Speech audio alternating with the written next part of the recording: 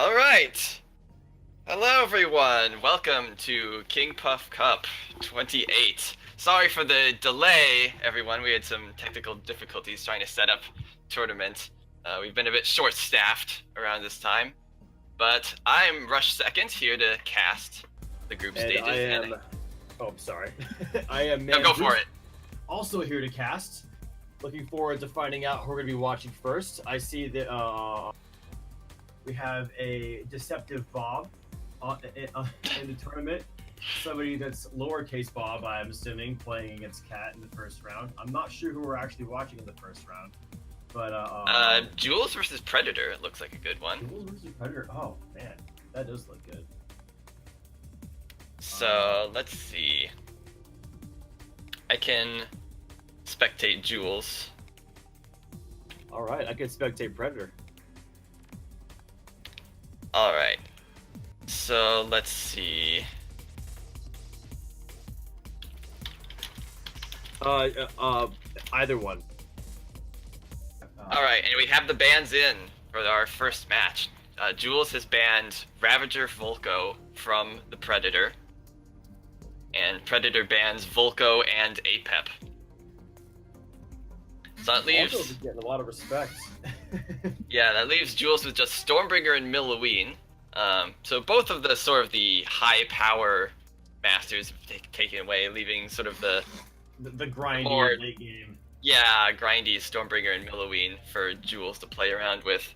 Whereas Predator looks like he still has Ravager and Volko gone, so Setsu and King Puff are still there.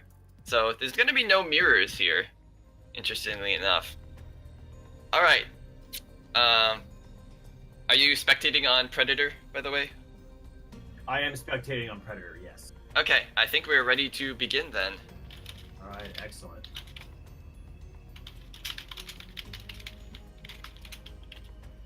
All right, so whenever the players begin, this will be our first match of King Puff Cup 28. Excellent, excellent. The excitement is real. I am very excited to get this game going. Yeah. Neller, how set up are you for this, buddy? Sort of. Need some water. Got some water. It's early in the morning. It's yes. Almost 7 a.m. here. I got up an hour early on accident, thinking that the sign up time was the time that I needed to be here. So I was up at 4:30 in the morning. Tried to go get back some sleep and failed miserably, and now I'm back with some cold brew coffee. Okay, well, as for what we're gonna see from these two players, so let's see if there's any interesting cards. Milloween has quite a few spells in the deck. Oh, but we're gonna have to see it firsthand because the game is starting now. Excellent, excellent. So let's just see how these players fare. Our first game. All right, King Puff versus Stormbringer. Ooh. Jules having the purple Stormbringer versus a pumpkin. Yeah, the purple one's new to me. I find that when I play as King Puff, I usually do pretty good against Stormbringer. Obviously, Jules is a fantastic player, so maybe he came prepared for it. Though based on the emote that he showed in the beginning with the injured Puff, I'd say he's a bit nervous about it. Yeah, maybe not too sure about his chances. Oh, Prowler coming in, and Jules caught with very low mana, did not have enough mana to play his Divine Warrior because he was setting up that Armored Escort instead. Yes, Armored Escort, for me, one of the more difficult cards to play around. The tankiness mixed with being ranged makes it so defensive chopper my card of choice against tanks has problems. So very good swap there. Oh, yes, I sort of smelled that happening. I was just like, there's no way this is going to be a swap. Thankfully, the excellent. Divine Warrior was there that time for Jules, so he was able to turn that push around. Yeah, Screaming Scrat taking the aggro back and forth there. That was pretty epic. Prowler coming in again. Now that actually pretty good play for Predator, knowing that now that the Divine Warrior is down, that he can play this freely, and there's not really any counter that Jules has for it.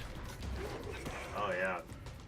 So Let's get a few hits in. Yeah. So Scrat Tank is a fairly decent answer against it. I'm assuming he's gonna back it up with Fire Imp again. He has This the looks option familiar. Blastmancer, but that would have been a slightly less safe.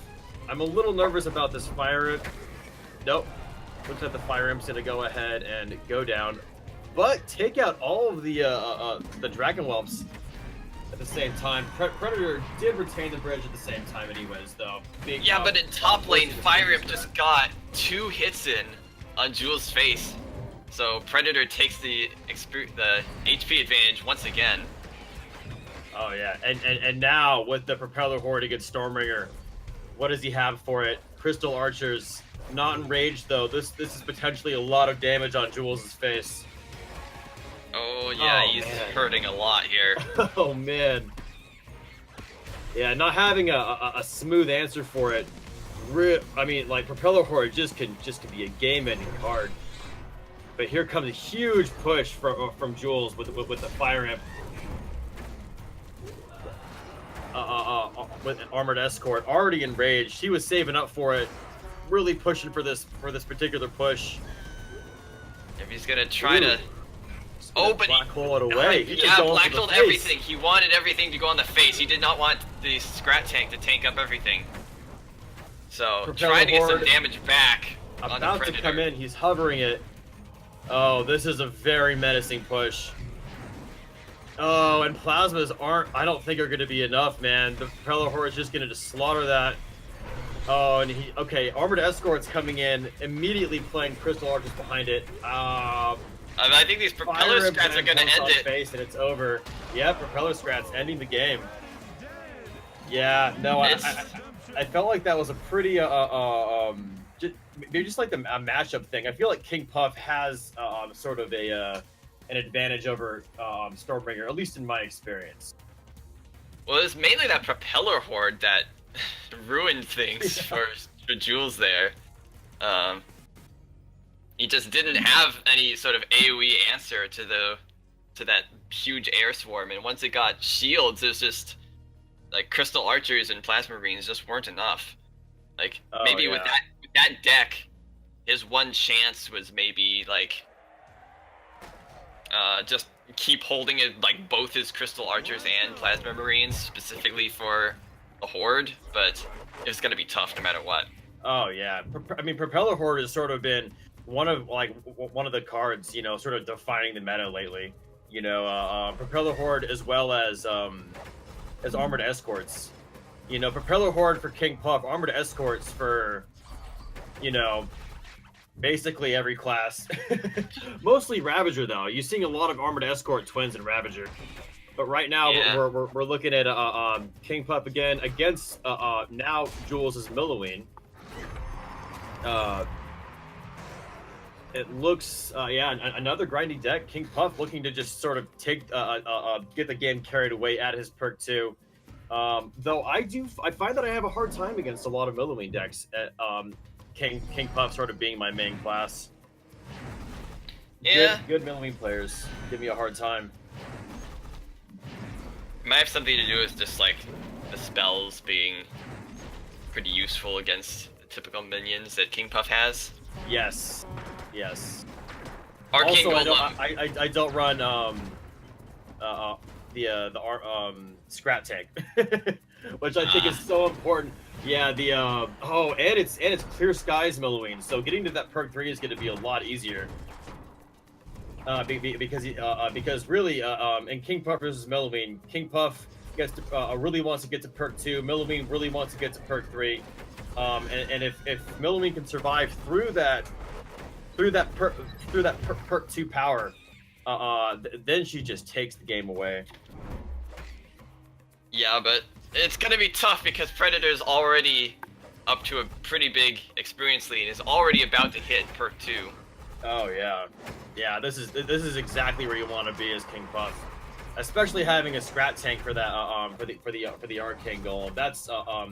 That's really a tech that I should include in my King Puff deck. I love it because Milloween really has been a weakness for me. These do not spawn. Okay. Oh, okay. So Armored Propeller Horde spawning with shields, which is a huge deal because that's safe against Daggerfall.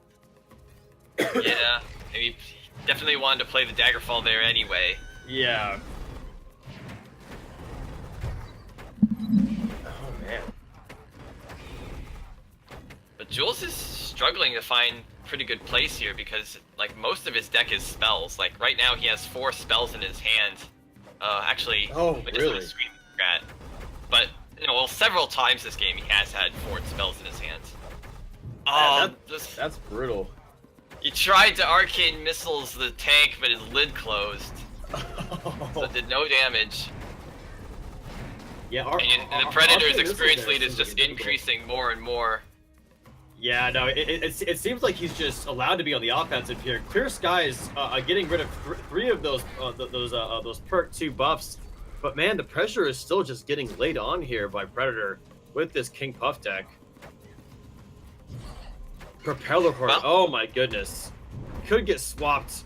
I like swapping it in half. Black Holing seems like he might be trying to cycle to a to an answer. Okay, it's just okay, delaying. Okay. Just delaying, yeah. stalling for time. Okay, now King Puff has his perk 3. The perk 3 on King Puff really isn't the important one at this point in the game. He's really just trying to make sure that Milloween doesn't get to that precious perk 3 that Jules is really pushing for right now. Yeah, I mean now, thankfully Jules has been holding off the damage on his face for now, so it doesn't look like he's in any serious danger of dying right away. But oh yeah, the real threat here right now for Jules, I think, is the threat of just mana like Mana Frenzy. You know, he's pretty darn close, and he hasn't put any pressure on Predator's face. It's really oh, that was a huge block. Yeah. Oh my goodness. Oh, that Wheel was of Doom so got much nothing value. done. Oh, and that swap was amazing as well. Just yes, perfectly swapping everything away from that Divine Warrior. Just forcing Jules to just expend so much mana on this top lane push that he thought was dealt with. Yeah. The Clear Skies into Daggerfall did deal with a bunch of it. You know, like it's really neat play with the Clear Skies, but at the same time, man, Predator is just inching closer and closer to that Mana Frenzy, and Jules is sort of equally close to his perk 3. I'm pretty sure Mana Frenzy, you know, is going to be more powerful than the Milloween perk 3, at least in my experience. Yeah. Oh man, it looks like he's doing a base swap here again. Yep, there it is. Why did that dagger fall? He baited the dagger fall, brutal. And doing face damage. I would say for the first time, but I think the Clear Skies has been healing Predator up, and that's why he was at maximum health. But this Blastmancer's gonna get some serious value bottom. Oh my goodness.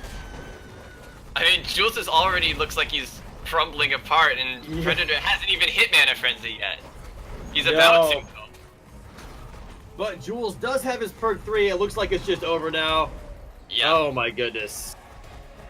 King Puff just showing the raw power of perk 2. And that is why I'm a King Puff main.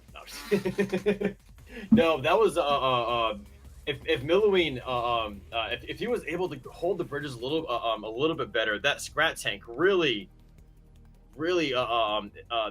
spells difficulty for Milloween, I think.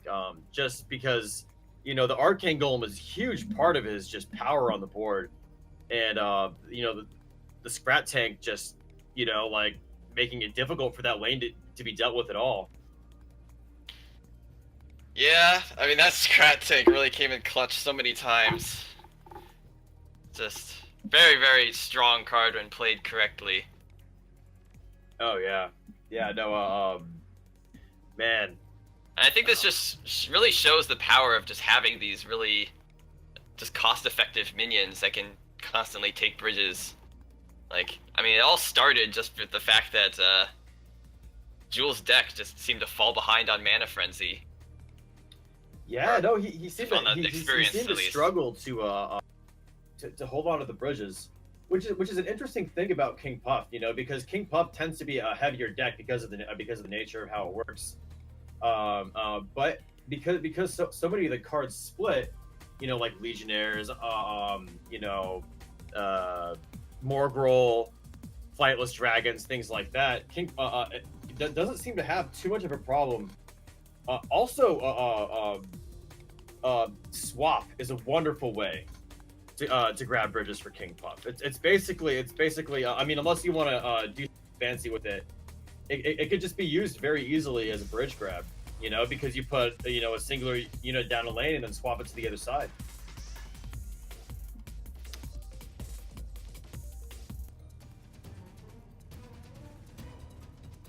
Yes. Decimus, KP, and Ravager was banned. But it's with Volko and Ravager. Yeah. Yes. Okay. So, All right, let's take a look at these decks while we wait for him to add the streamer. So go ahead, check this out. yeah, Joe, you just let us know when we're ready, and we can tell them. Yes. Alright, so I did notice Decimus does have a Tranquil Shihu in that Setsu deck, which is pretty interesting. How have you played around with that card a lot? The Tranquil Monkey, you know? You It know got a what's heal. funny is I actually haven't, but I've seen him a lot on ladder lately, which has been really odd. I feel like he showed up in a couple leaderboard decks, and people really just started dumping some energy into practicing with him, and people have gotten value against me with it. It's been a very interesting thing where they're able to time for whatever reason, or dictate for whatever reason how much damage, you know, the Tranquil Shihu could take off of the face, and then retain a little extra of a push. All right. All right. Yeah. And Charge spectating as well. complete. Yeah, I'm on Buttersworth. And I'm on Decimus. Okay, very good.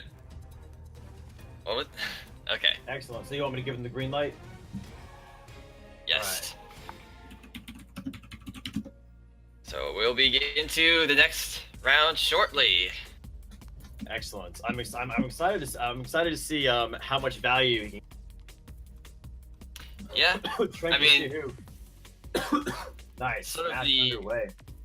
one usual counter to it would be just having either a lot of flying, or you can have Defenso Chopper as well, which could Yes. sort of deal with him and also deal with other melee minions. Oh But yes. it doesn't look yes. like Decimus, or it doesn't look like Sergeant Buttersworth has any of those things. Well, he has got some flying, so we'll see how He's this goes. totally onto it in his opening hand, which is really nice. If he can survive this, I mean, look at that value right there. That's so nice. He That's kills it and then good. retains his full HP. Oh, Oh, the he's hovering black succubus hole, is... but the Zhao Long is out. I'm not sure where he was gonna put that, but it looks like the Tranquil might even take out the succubus. Oh my goodness. Yeah, the that succubus extra was value sort of there. left bot lane. Oh, infiltration stopped by the Divine Warrior, but he has twins lined up and he's getting ready to cast them. Yeah, and the infiltration did kill the Zhao Long from Buttersworth as well, so... Exactly. Still For those got of you some that value there. in chat that don't know, if you play against the Zhao Long straight up, the Zhao Long will only kill one of them in a heads-up fight, even with the enrage. I've experienced it before, just out of curiosity. Oh wow, Setsu coming in, basically just blocking damage for the succubus to get extra damage in. Yeah, Decimus is really put on the pressure here. And oh, that might be a real cleaver. Aggressive cleaver. Holy cow, that was Buttersworth risky, but paid off. Yeah, Buttersworth had the opportunity to play Plasma Marines in the way, but I guess maybe wasn't sure if it was real or not. Yeah. So I would have kind of, whenever I see a play like that, I just have to assume the cleaver is real. Like, if I get tricked by illusion, so what? At least I don't lose my succubus. Your succubus, yeah, that's a huge kill right there. Yeah, it was a very risky play to not wait for the succubus to cross the bridge. But Sergeant Buttersworth did, I assume, that it was fake. And it is now looking like Decimus is just going to town on Sergeant Butterworth's health. Sort of the answer. Oh my goodness, Infiltration's so good against Stormbreaker as well. It has to be answered. It's not like Volko where, you know, Infiltration comes down and then you just let Volko hit it twice and you can move out across. Stormbreaker shoots very slowly. Interesting black hole. Did that hit anything?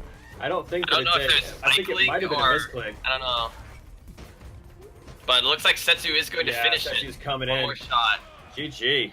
Yeah, once again, the aggressive deck just taken down the grindy deck. And unfortunately, we did not get to see the Harbinger from Sergeant Buttersworth the entire game. Just too much pressure on him. Yeah, Harbinger as well. I totally missed that. Yeah, if he could get one of those out, maybe it would sort of stave off a lot of the pressure. Like, especially if he got it out against the twins. Yeah. Oh, yeah, definitely. Really good against the twins. Yeah, that's one of the powers of Setsu though, is if you're running a Harbinger, you have to wait for that Setsu jump to land somewhere. Otherwise it's just a nice answer for it. You know, like a Setsu, just drop it on the Harbinger. You know, waiting for it to aggro onto something. Yeah. But yeah, no, it was really interesting seeing that Tranquil Shihu get all that value in the. Really seemed to put Sergeant Buttersworth on the back foot. Yeah, it's such an aggressive deck out of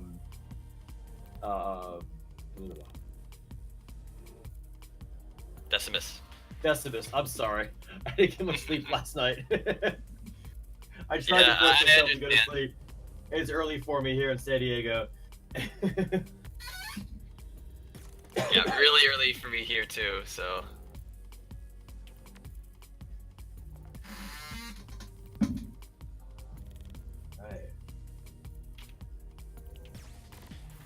Right.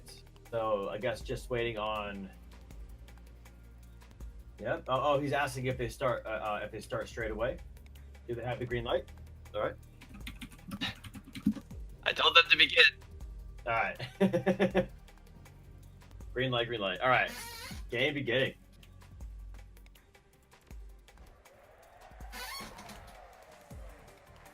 Give me those viewers, man. All right. Now against the Mordor. That's very interesting. It looks as though he has Tranquil Shihu with Plasma Marines in the open again. Looking like he's going to get the value out of this as well. Daggerfall coming in. Oh! Just enough. Wow. Just enough. If that Tranquil Shihu had survived, that would have been pretty devastating again. Yeah. Decimus showing his sadness through emotes. But looking like he's going to line up a rammer over here. Just forcing an answer out of Sergeant Buttersworth. Though Scotty is a fairly nice answer. Very good answer. Only one hit getting off. And now he has got to deal with a Scotty.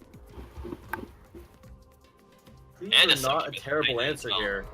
I think he's going to go for the... I don't know. I don't know which one he should have gone for first. Yeah, that succubus is probably the best idea.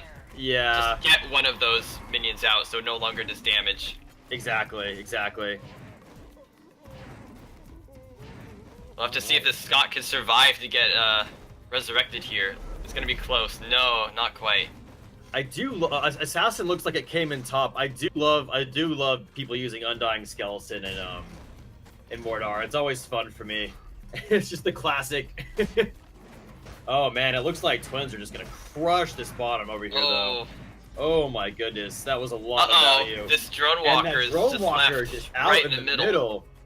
Oh, that might have been a misclick. That is crazy. And he does have Dragon Ball in hand, but it is not activated quite yet. Oh, the succubus blinked backwards. Succubus got hit out of the stun blast. Brutal. And it looks like the Tranquil Shehu is going to get value against this Undying Skeleton. Succubus there to try and make short work with it. Dragon Ball would be a play. Looks like he just wants to go face. He's just like, I don't care about killing that Succubus. I'm going for the throat. And I mean, as Setsu, that is not a bad idea. Once he gets into that point, especially having Rammer in the deck, infiltration as well against Mordor is very strong. You just wait for them to commit somewhere and land next to them. Yeah, big problem right now is Sergeant Butterworth needs to make sure he has something in hand to block this infiltration, maybe even block Setsu. Yeah, there's infiltration coming in. Does he no, have... it locks on the face, and that's it. There it is. GG.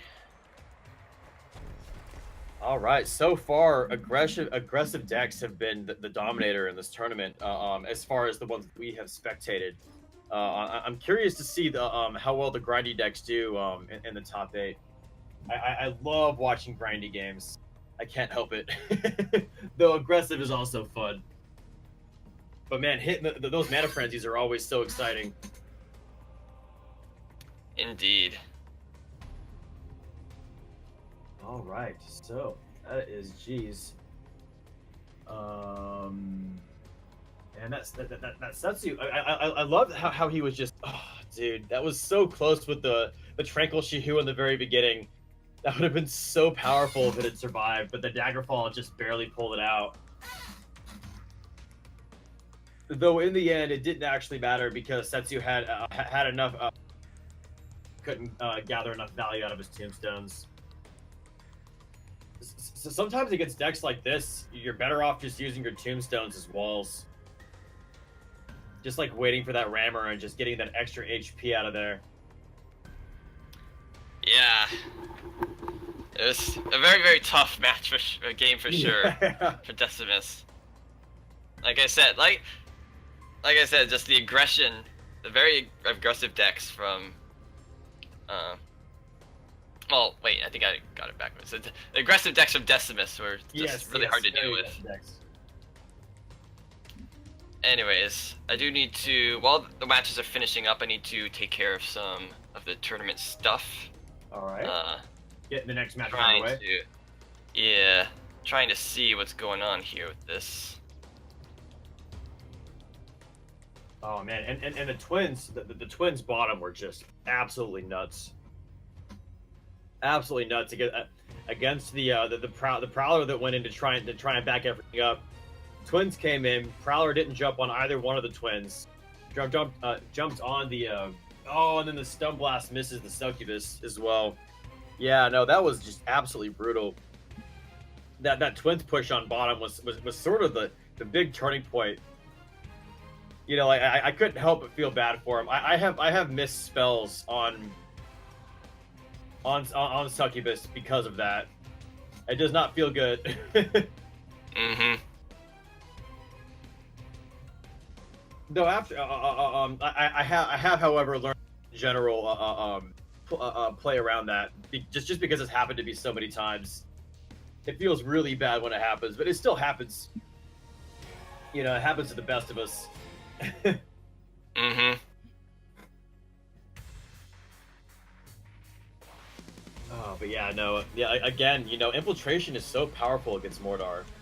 You know, like if your opponent's HP is low enough, you know, like infiltration, like you're sort of forced to hold on to something that deals with it. You know, because infiltration could just do so much damage to your face.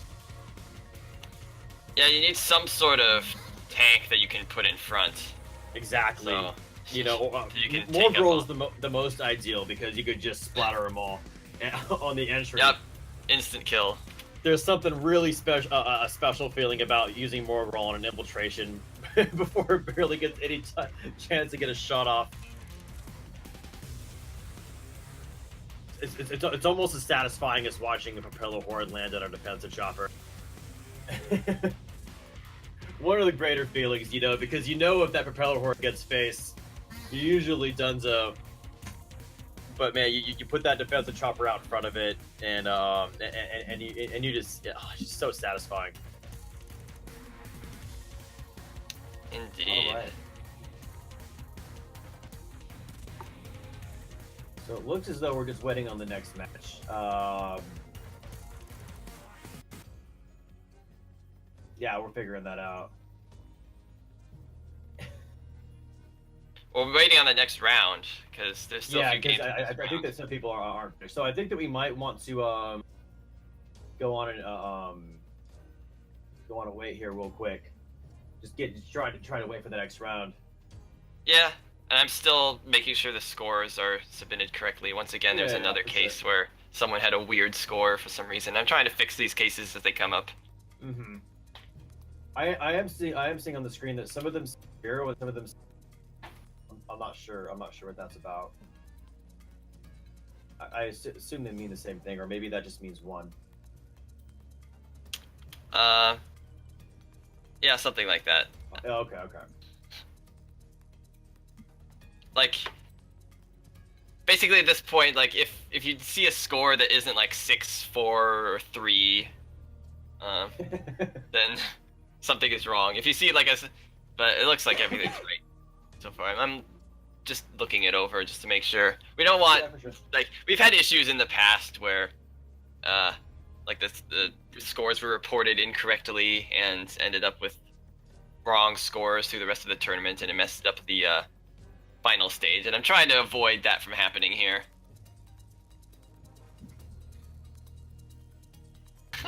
That was a joke.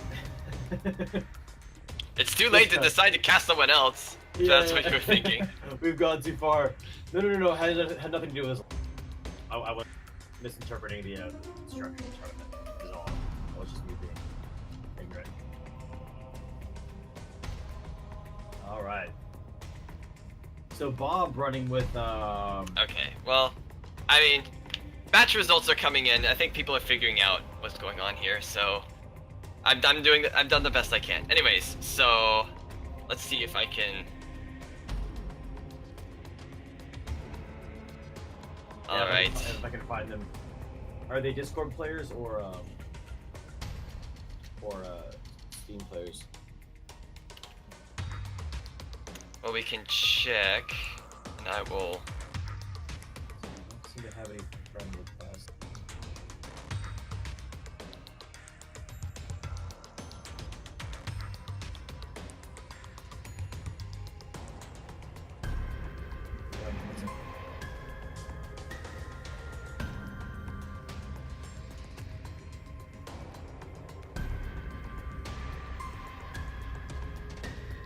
I closed too many tabs. Anyways.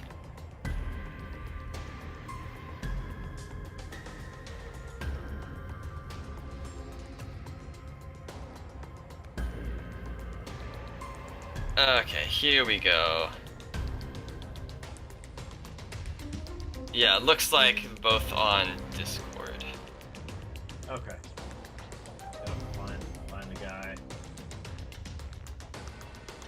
Did they know to invite us? If they were they would, right? Well, if they were on Discord, they would need Godlike Joe's thing as well. So I can. Let's see.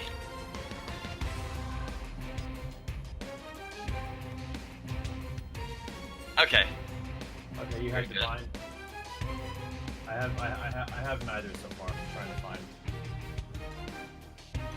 Okay, so how about this? I'll get Divine. You can focus on Bob. Find Bob. And let's see.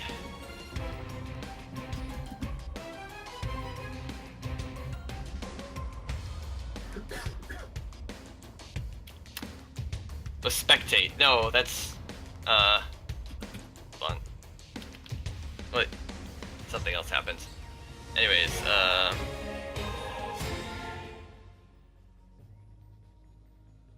you say spectate battle? But yeah, that would do it.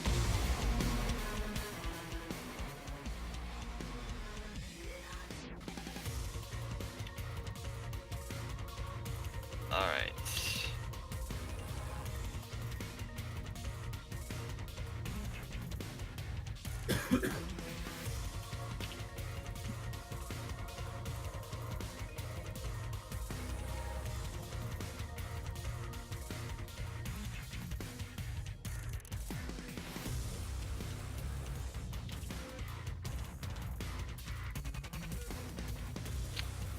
Oh. Hmm. Is lowercase Bob also lowercase Bob Discord? I think it should be, right? I don't know. And that's sort of a problem. Yeah. Let's see here. I'm scrolling through everybody in the.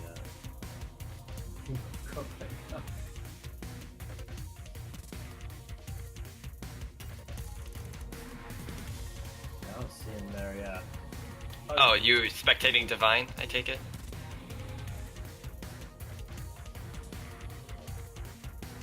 Yes, yeah. I'm just trying to find Bob right now. Lowercase Bob.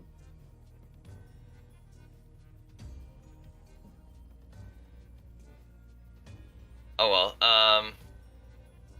actually I have an idea. I can actually just ask Divine for it. Oh, Yes, wait. that's a good idea. Excellent. I don't have a dog with either one of them.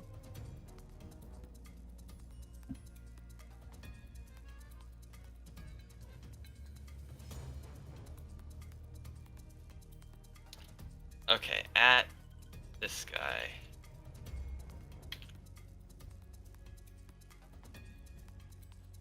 Okay, and I will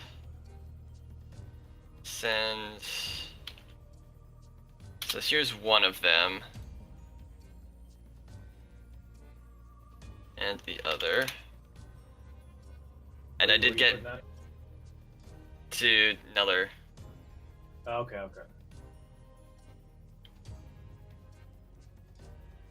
Anyways, we did get bans in. Divine has banned Stormbringer and Apep from Bob. And Bob has banned Apep and Ravager.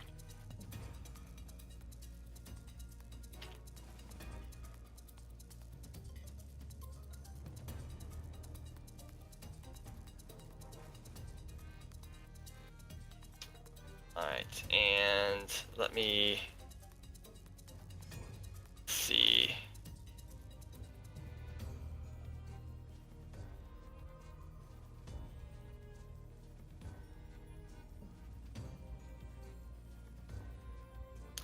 Can you tell Divine to have Bob like add one of us or add me? Well, I have, let's see. I have Bob's Discord. I can send it to you. Oh yes, please. Thank you. You can add him as a friend. Okay.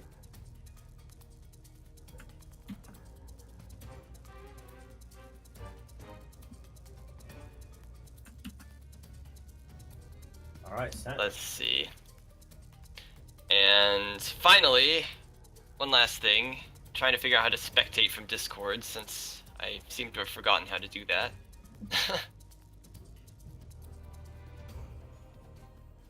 I don't Yeah. see spectate. I think they have to be in Minion Masters, are they not? Yeah, Divine is in Minion Masters, and I right-click his name, and still does not give me a spectate. Yes, I believe so. He's on my friends list. I'm doing this from my friends list. Hmm.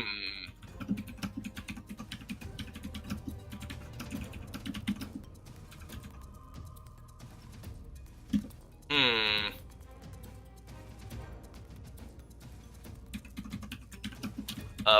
Bob banned Apep and Ravager.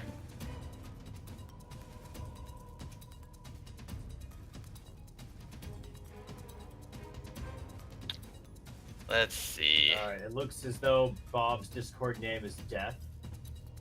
Yes. Thanks, Bob. Okay, excellent. And now I can spectate now that we're friends. It just pops. Oh, up there on we me. go.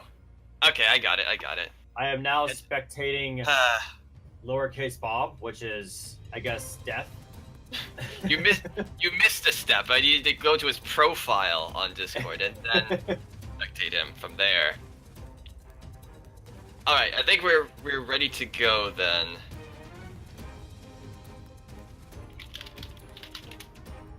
Oh.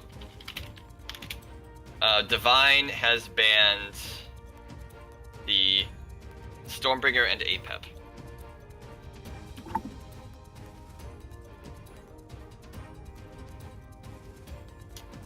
Alright.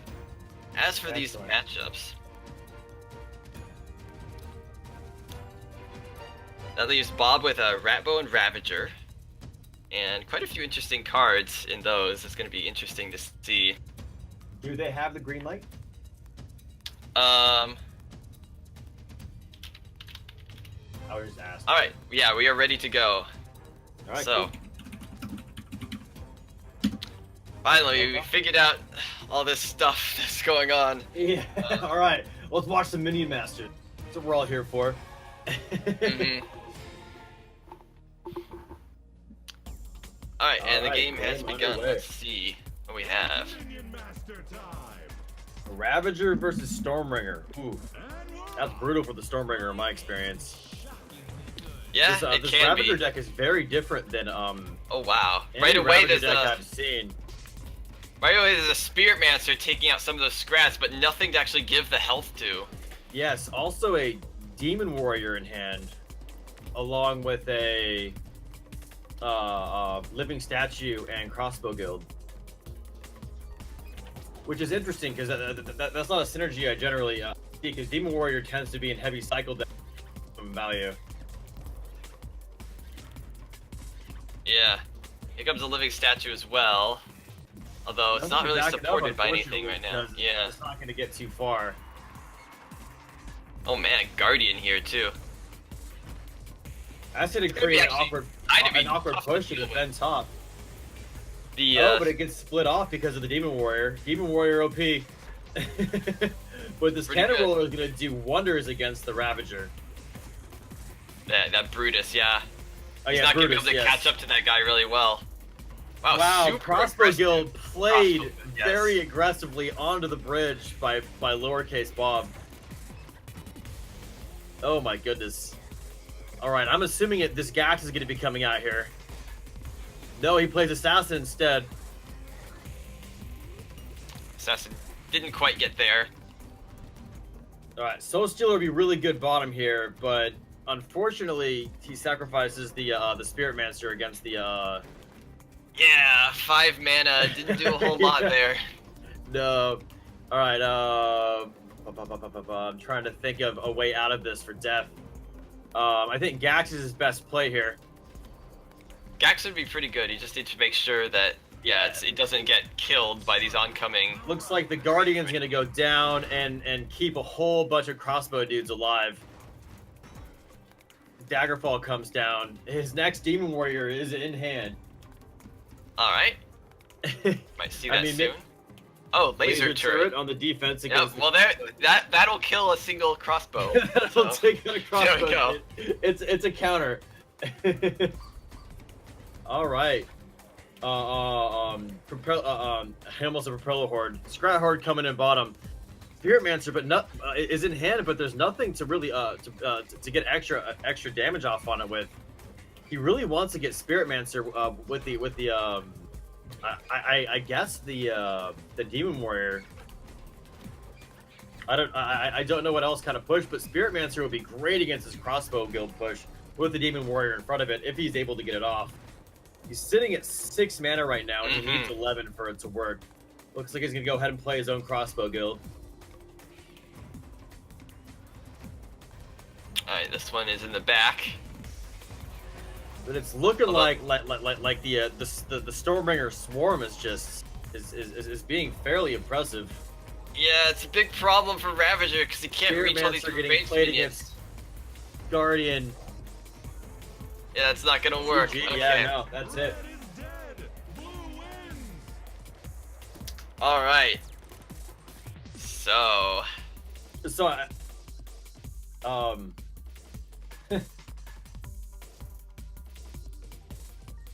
so let's see. That leaves us as Milloween, yes. which does have some other interesting things in it. I'll Just go have ahead and check twins out. in that Milloween deck. It's gonna be very interesting to see. Oh wait, no. I'm looking at Divine's decks. Let's see, Bob's remaining deck is Check that out. Yeah, lowercase Bob with.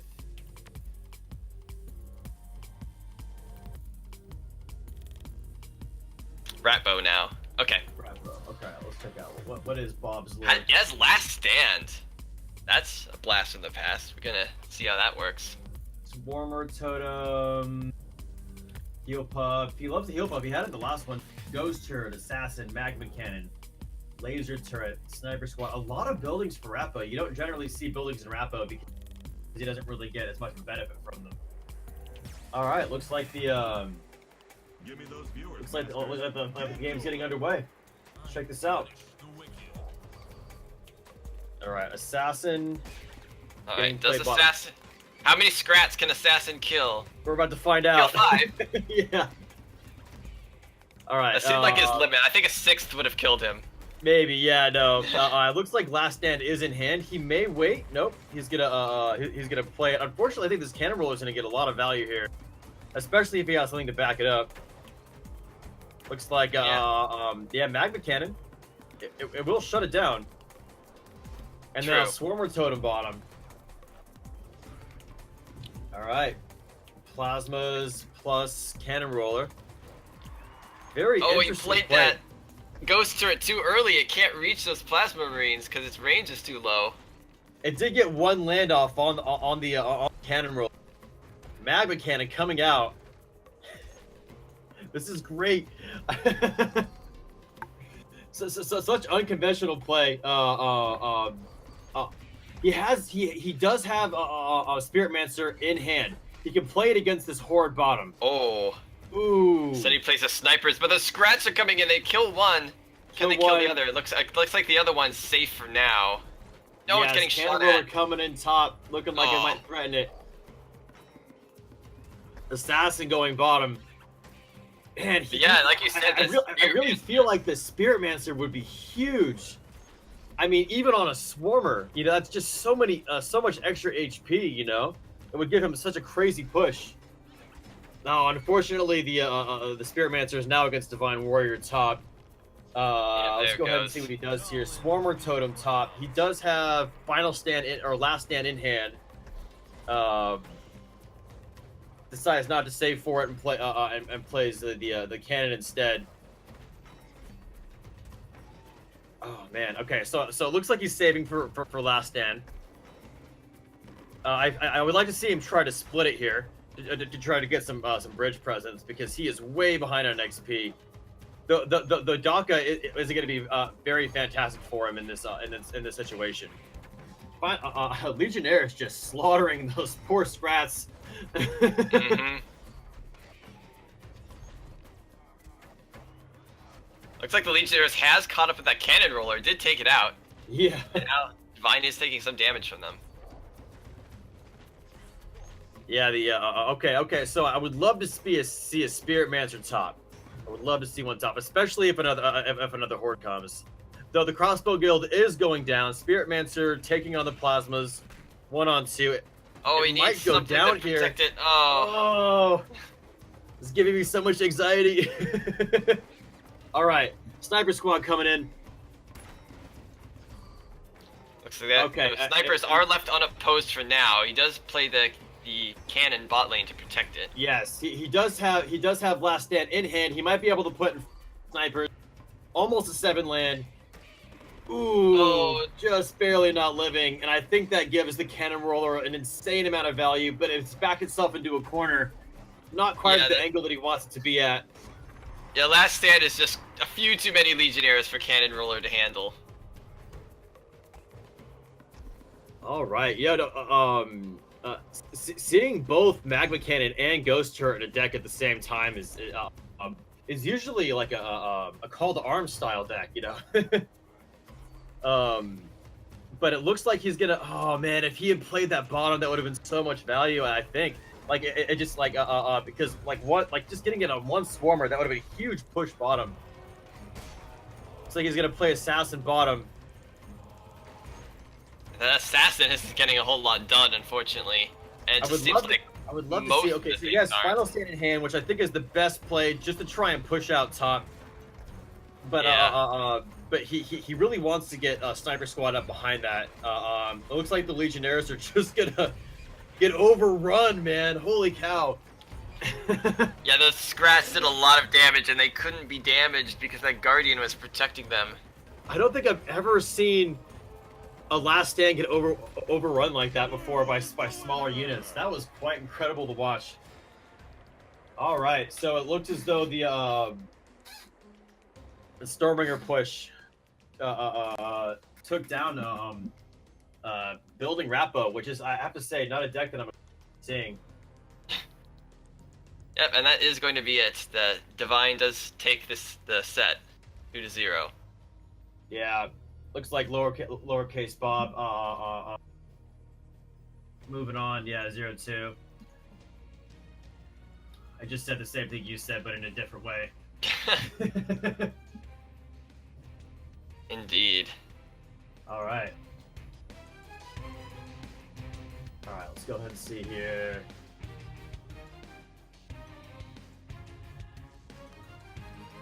So So to recap that, I really feel like it's hard. I know I feel like if the Spiritmancer was played with the Swarmer Totem into the Crossbow Guild, that would have been a huge push every single time. He really would have been able to get crazy pushes down the lane, even if it landed on and crazy is relative, but you know, even if it landed on a Swarmer, you know what I mean? That's 100 HP every unit that dies, right? That's that is something that really has to be you know, like dealt with, and then the extra HP on that unit would allow him to maybe get an assassin in the lane or something else, you know, to just really push through on that. yeah, definitely. Yeah, usually the Spearmancer is just so good against those crossbow guilds because it just sort of continually feeds in crossbow dudes into the Spiritmancer's Into the Spiritmancer, health yes, gain, yeah. exactly. He could just repeatedly health gain everything, but Death or Bob this time elected to play Spiritmancers elsewhere. Yes, Most of the time yes. it looked like. Yeah, no. So. The Spiritmancer was played aggressively as a bridge grabber. I mean, like Spiritmancer really is a defensive play in the pocket when a swarm comes in to, because it doesn't kill the swarm, but it punishes the swarm, sort of like a soul stealer, you know, where like every time every time its attack kills something, you know, one of your units gets 100 HP, unless or something close to that. You can look at the card right now.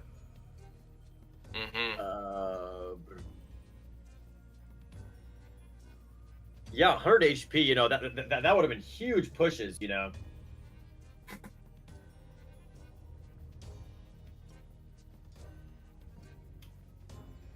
But yeah, Right, no. so. Again, I also those sniper squads were played were played in the pocket. They would have gotten a lot more value over time. Yeah, that too.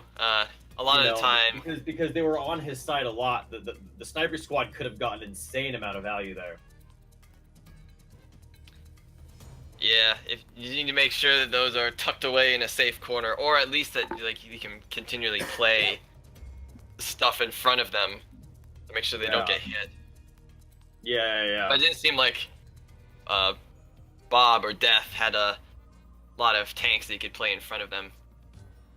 Yeah, no. I mean, the Swarmer Totem was kind of like his tank in that game.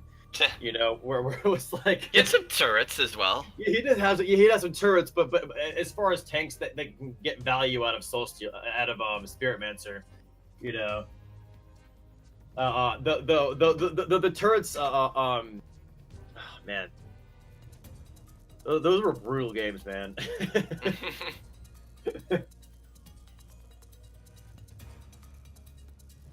All right, so are we?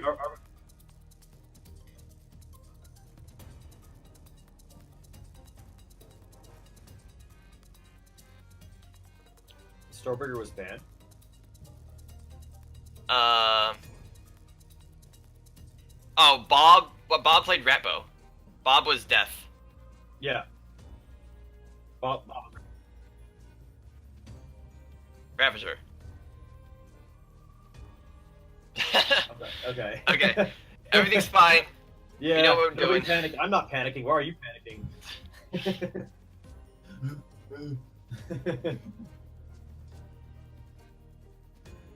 All right. So I think we're just waiting on the round. We can go ahead and go to an in-between round with the beautiful music, I suppose, and Yes. and get ready for the next round. All right. Excellent. We will be right back. All right, guys, we are back. And we're going to be starting round 4 shortly. As for the current standings in our tournament, got some interesting results so far. The Tenshi has won all 3 matches, as has Mephisto and Cat. So those are the 3 undefeated players so far. The Tenshi, in fact, not even dropping a single game. And neither has Cat, it looks like. So they're doing both really, really well. Dropped 1 game versus Grey Wolf. Grey Wolf, obviously, a wonderful player. Yeah, I mean, so far we've got quite an interesting top 8 so far. I mean, And the top. next match, It's not the final top 8, of course, but yeah. forward. As far as who's on top right now, Cat versus Mephisto, I believe, in the next match, which is going to be epic. Basically, Yes, we will. what you would expect to see in a finals of a tournament. This is going to be a match to watch. Yeah, I Battle of the wanted Titans to see here. what these 2 are up to, see how they're going to stack up against each other in the group stage. Yes. So I want to look at their decks right now.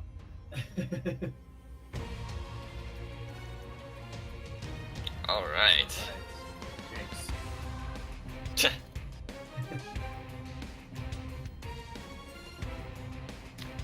So let's see.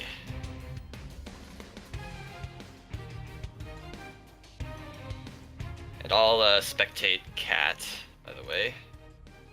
Okay, let's make sure I have Mephisto on my friends list. I don't know if I'm cool enough for that guy.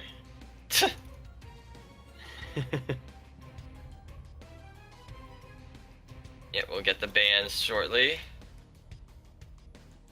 It doesn't appear that I have Mephisto on my friends list. Let me look again. I probably have to grab that.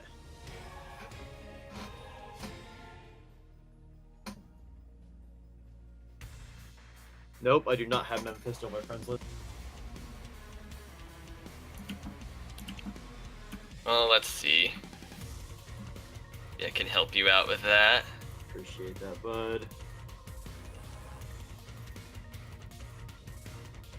Shoot him an invite.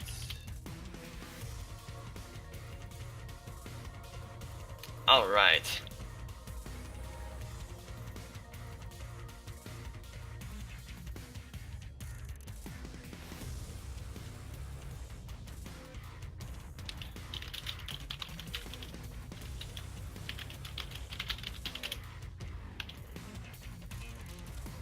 Okay, so looks like Cat has Mordar this time, which I'm not sure if Cat had the Mordar in previous tournaments.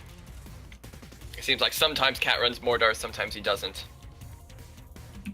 This time he has the Mordar with an armored escort in it as well.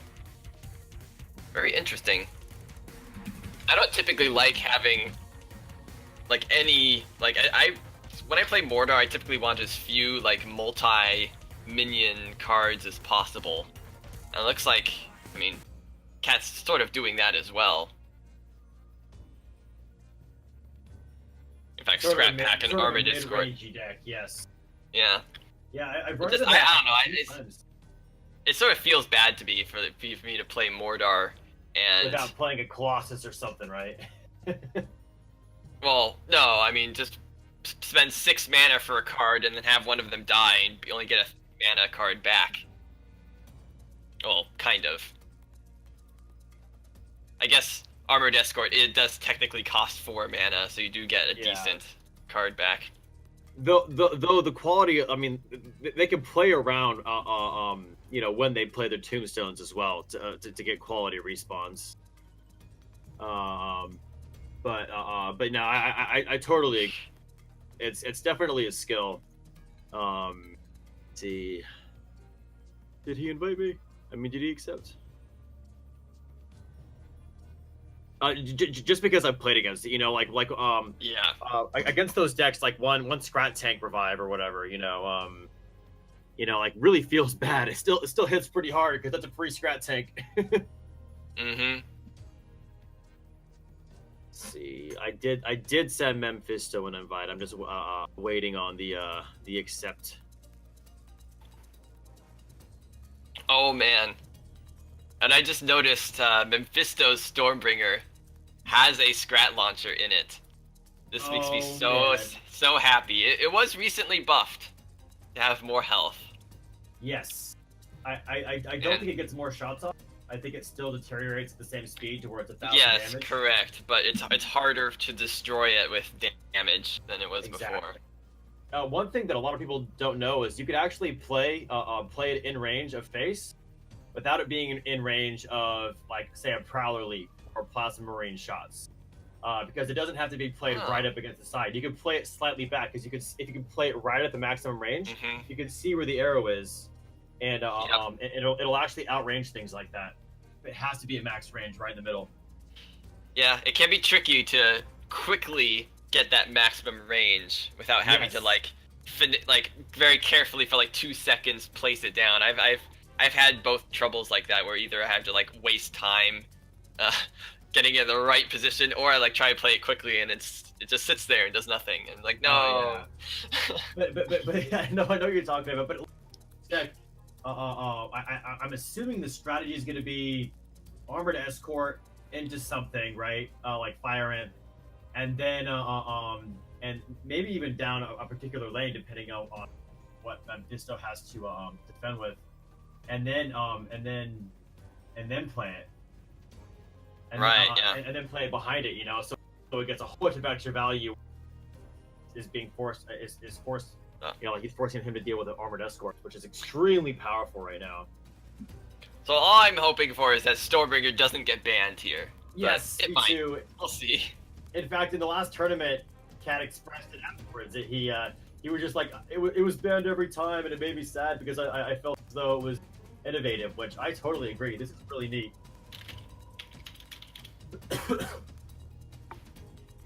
So we're still waiting on bans for now.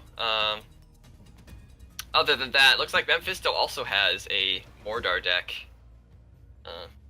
Although in his case, it's a more, I don't know, the upper curve is a lot more traditional in a sense. Although it does have Battle Shihu in there as well. Oh, Battle And Shihu Succubus, recently so got I buffed. take it back. There are some interesting cards in that Mordor deck as well, but you Yeah, can see Battle the Shihu is the actually a little strategy bit there faster now. is play mid-range minions, cycle back to those mid-range minions with your Illusory Cleaver, Scrap Pack, Screaming Scrap, and then just keep playing just all this stuff, and then you get free reses, and try to time it so your one-cost cards aren't the things that get resed. Yeah. Let's see. It can be a hard balancing act to do. Oh yeah, I really hope we get to watch a more. That would be so epic. Though I do kind of want to see how well it does against well, such as King Pop. I am now spectating Mephisto. He did accept, so I'm all set on my front. Alright, so Cat has banned Stormbringer and Mordor, so curse you. We're not going to see the fun decks. We have to see Yes, right. Setsu and Milloween. Mephisto has banned Volko and King Puff. I see. So at least way get I to look see at it Cat's Mordor. It's yeah, I know, right? It's probably he probably banned it like, hey, something really recognized. I don't want to mess with. You know, I'd rather play against something I'm comfortable with than seen before. Mm-hmm. Which is why sometimes it's sort of a fun idea to just create this really absurdly, you know, aggressive deck that that makes no sense, but nobody's played against it before, so they'll just ban it so you get to play with the decks you're more comfortable with. Right. But then you get wrecked if they see through your they see through your bluff.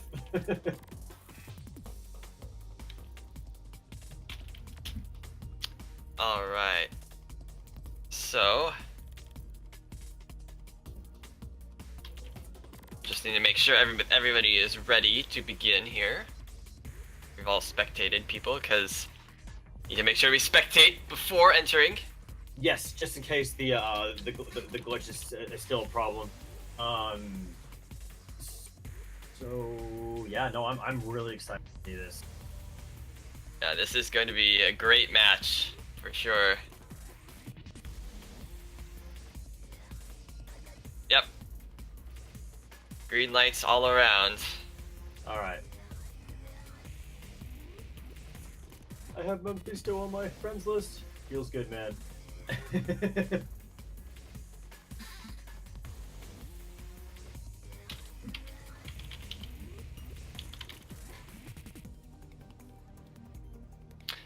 So, anything else that speaks out, Let me go ahead and take a look at talks to you about these decks before we get in? I know. So which Mordor is still up? Cat still gets to play as Mordor. Cat still gets to play Mordor. Okay, exciting. Dragon World, South, Crystal Century. You know, Crystal Century is just a vanilla. I say vanilla. I just like because it's not in with the Armored Escort. Like he's running Armored Escort as well as Crystal Century, which I find to be very interesting.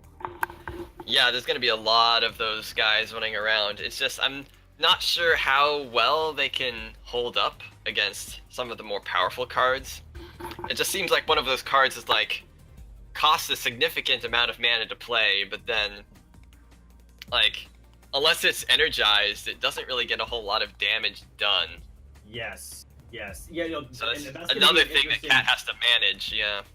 So it might come. His pushes might come in waves. It might be a crystal. It might be an Armored Escort push, followed by a push with tombstones, right? So Armored Escort push, and then wait for that to about to be dead. Put a tombstone down, and then set up another push, which is Yeah, I think that's like going to be the game plan.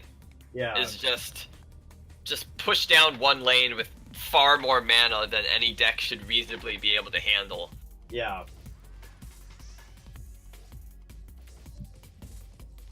Right. Oh, looks All like right, the and here game's we getting go. underway. Very exciting. Masters, get ready. Now fight each other. So here we go. Cat with his Mordor and Mephisto on Milloween. Milloween opening up with Scrap Pack immediately. I'm very excited about seeing Mephisto's Milloween. Yeah, I mean it is a lot of low cost stuff, and then the few spells just like Wheel of Doom. In fact, that might be his only spell. It's just Wheel of Doom. We'll have to see how well that works. Doesn't Yeah. seem like Cat has much to actually block the Wheel of Doom, so I think this might be just like the perfect counter to what Cat's trying to do. You're right. He might be forced to split it, you know, but I mean Mephisto knows that it's coming, right? Because when he sees it get wound up, he's gonna be waiting for that Wheel of Doom. He's waiting for it. Yeah. Okay, So- Scrat take out first. Probably as sort of a preemptive put in front of it, because he knows the Wheel of Doom is in hand. Though, if this Scrat Tank gets low enough, the Wheel of Doom might just run right through it. Yeah, this warrior attacking it is going to get it low enough that Wheel of Doom. Yeah. Well, it needs to have its lid closed for Wheel of Doom to get blocked. So he is splitting it with the Zhao Long, so the Wheel of Doom will get punished as well. Oh, the tombstone wasn't up in time to res that Scrat Tank. That's pretty big. Yeah, that would have been huge. Crystal Sentry still. I mean, look at the value out of that, man. Just the enraged version, just so powerful, so much HP on these guys for being ranged units. Yeah, I mean, Cat very smartly held onto his mana so that all these sentries would keep their fast attack speed. Yeah, just get that extra value. Yeah, and Arcane Golem is finally coming in. It's like Crystal Archers to back up, but huge Daggerfall. And now the Scrat Tank is taking on the Tantrum Throwers. Well, the Tantrum Throwers aren't that terrible against the Scrat Tank, you know, as far as just, you know, whittling it down a little bit, you know. Scrat Tank's not coming across the bridge at its full glory. That being said, the Tombstone is up. And if he's patient, Scrat Tank might go down first. It looks like the Crystal Sentry potentially go down, but last time it wasn't so bad for him. Mephisto did have an opportunity to just attack the bot lane and kill that Crystal Sentry down there to maybe get a less difficult to deal with res instead of the Scrat Tank, but opts to kill the Scrat Tank instead. And now quite a menacing push coming in from Cat. Unfortunately, the sentries in the front of the Scrat Tank, which is not what he wanted. The Divine Warrior was perfect there. Another Crystal Sentry getting res this game. Tantrum Thrower is just trying to get a little bit extra damage on the Scrat Tank. Scrat Tank really good against Milloween. But another Arcane Golem in hand. Oh, another Scrat Tank res. So brutal for Mephisto to deal with. And here's the problem for Mephisto, he's just having a whole lot of trouble keeping up with this. Yeah. Experience is fairly close. Cat slightly ahead, though holds both bridges. Scrat Tank on face. Divine Warrior forced into top. Arcane Golem still getting hit by the Whirly Scrat though. Yeah, that Whirly just barely hitting that. Really bad for Mephisto there. Just dumping his arcane missiles into the tank just to get out of my face. Really, Mephisto needs to find ways in order to get reses other than this Scrat Tank. Like right now, he could attack top lane and kill that guy up there instead. I'm not sure if Stint's enough. Okay, there we go. Looks like he's gonna get it because another Scrat Tank res. Because Scrat Tank is just really has been his worst nightmare this game. It looks like Divine Warrior's probably going bottom. Okay, he's gonna have the Arcane Golem just 1v1 it. Use the, I actually don't mind that play at all. And then Scrat Pack top. Yeah, I love it. And this time the Scrat Tank dies while there was no Tombstone, which is exactly what Mephisto wants. He needs to kill those Scrat Tanks as fast as he can when there's no Tombstones and avoid killing them when there is. And once Milloween hits perk 3, this game could potentially become difficult. What a crazy push bottom though. Yeah, that's gonna be tough to deal with. That is a lot of damage, and they're just hugging each other so nicely. Oh man, if it wasn't a Scrat Tank, he could use Wheel of Doom. There it is. There we go. Unfortunately, Rez is a Scrat Tank. Yes. Instead of any of those other. That is brutal. Divine Warrior can go top, and probably should go top. Though, the regular Warrior seems to work too. I didn't realize he had that cycle too so easily. Another Scrat Tank res, and here comes in the push again with the Zhao Long. He does have Wheel of Doom in hand again, but I mean, there is a really nice pressure on it. Yes, Mephisto is trying to snipe that Zhao Long and to get that res instead, but couldn't quite do it. Goodness. Another Scrat Tank, just it seems endless. No matter how well he's able to cycle back to these level 5 Arcane Golems, the Scrat Tanks just seem to be putting on so much pressure still. Man, this looks like it might just hit Mana Frenzy for both of them in this game. This is really epic. Though the Mephisto with both bridges looks like it's about to get taken back because of the Scrat tank. Yeah, thankfully, this time, Cat was only able to res the Whirly Scrats, which I'm sure Mephisto... I mean, still not a great res for Mephisto, but I'm sure he prefers that to resing Scrat tanks all the time. A slight sigh of relief. He does not have the answer that top push at He's all. just trying desperately to keep that top push off of him. He doesn't want that frenzied Whirly Scratch hit his face, and it is now, just barely splashing. He's so low on HP. I mean, like he was forced to just throw value into that, but he did not want to. This another Scrat tank coming in bottom. He does have the level 5 Arcane Golem, but he needs to get those bridges back so he can hit Mana Frenzy first. So far, it's looking like Cat's is gonna take this away in late game against a Milloween. Very impressive stuff out of this Mordor deck. All right, looks like a Whirly Scrat's gonna respawn again. Ooh, yeah, still probably. Yeah. Ooh. I mean, as far as I've seen from those frenzied Whirly Scrats, those are like almost as difficult to deal with as the Scrat tanks are. Yeah, and then the Scrat tank coming in. Oh, dude, the Whirly Scrat just going to town, man. Beyblade over here. I don't know if you remember that from your childhood. Kind of. Kind of, yeah. I remember that was the toy of my childhood that everybody. Anyways, another Beyblade has been rezzed, and Cat doesn't Mana Frenzy. So Mephisto's so low. He might just be able to get spelled out here. Oh, Mana Frenzy for Cat. I think that might just spell defeat. That's pretty brutal. I mean, so far it hasn't looked like anything has been that much worse than before, but it looks like it is going to end right here soon. Those Scrat tanks just making the life of the Arcane Golems just horrible. Man, that looked hard, man. That looked really hard to play against. I think it's just like Milloween has pretty good value game where she like gets a very, very strong range minions, those Arcane Golems, and they get even stronger at rank 3, but it's not like the ultimate value game. Like, it can be outvalued by other things, and this Mordor showed exactly that. Like, just the constant reses was just so much more stuff than Milloween can deal with.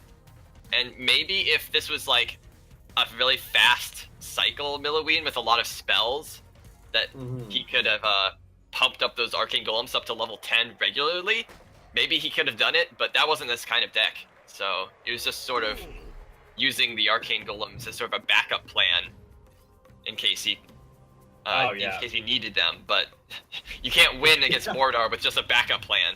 No. Those, I mean, Mordor's perk. I mean, I always tell everybody that Milloween's perk 3 is probably the best in the game, if not close to it. But Mordor's perk 1 and 2 really just got so carried away that game. But now we're in match 2. Mephisto on Setsu this time, with a Scrat tank of his own. Yeah, and an empowered Soul Stealer in hand. That's exciting. Setsu tends to be a lot better against Mordor. Mordor has a tough time dealing with aggression, and Setsu definitely brings that aggression. Yeah, here comes that empowered Soul Stealer. Maybe make it. However, it might just run straight to the Scrat tank and not get a whole lot of damage. Which would be horrible for it, because the Scrat tank is going to go invulnerable here in a second. Setsu just trying to drop on this to try and help it survive, but the empowered Soul Stealer just staying on that Scrat tank. Brutal. He's gonna have to play that empowered Soul Stealer in very, very smart times in order to make sure that Cat can't just play a tank to block it. Exactly. Because if that keeps happening, that Soul Stealer is just gonna be a dead card. Oh yeah, that Scrat tank again proving to be the MVP so far of the games that I've been watching. Just absorbing so much value out of these units. I mean, as far as like flying and range is concerned, it's kind of like a divine warrior that never becomes not invulnerable, which is so hard to deal with. So it looks like that black hole was just trying to cycle to an anti-air there. Yeah, Setsu's gonna drop here. Unfortunately, it drops on the Whirly Scrat, so yeah, it's gonna soften up Setsu and kill Setsu. Actually, couldn't quite kill that Whirly Scrat in time. Oh man, he is at 5 mana. So this if he killed these tantrum throwers beforehand, he may not be able to get out the empowered soul stealer. I'm not even to after watching the empowered. The Scrat Tank has been played, so Mephisto does have the opportunity to play the empowered soul stealer top lane, and there it goes. He does exactly that. He's gonna kill that. I probably would have even played it a little bit farther top. Don't want to mess with that because the increased range on the empowered soul stealer. It looks like he played it just timed it very well. Unfortunately, all these ranged minions still kill the empowered soul stealer. That's one big advantage of these sentries, is that they do have a lot of health in order to tank stuff like soul stealers. Oh yes, and quite a bit of burst. They come out swinging. Oh, I was just. What's stunned there? I totally missed it. Was that a shock rock? Mephisto has shock rock, yes. Okay. Oh, Mephisto tried to snipe that drone walker, but unfortunately, Cat had the screaming scrat in order to draw Setsu's fire away.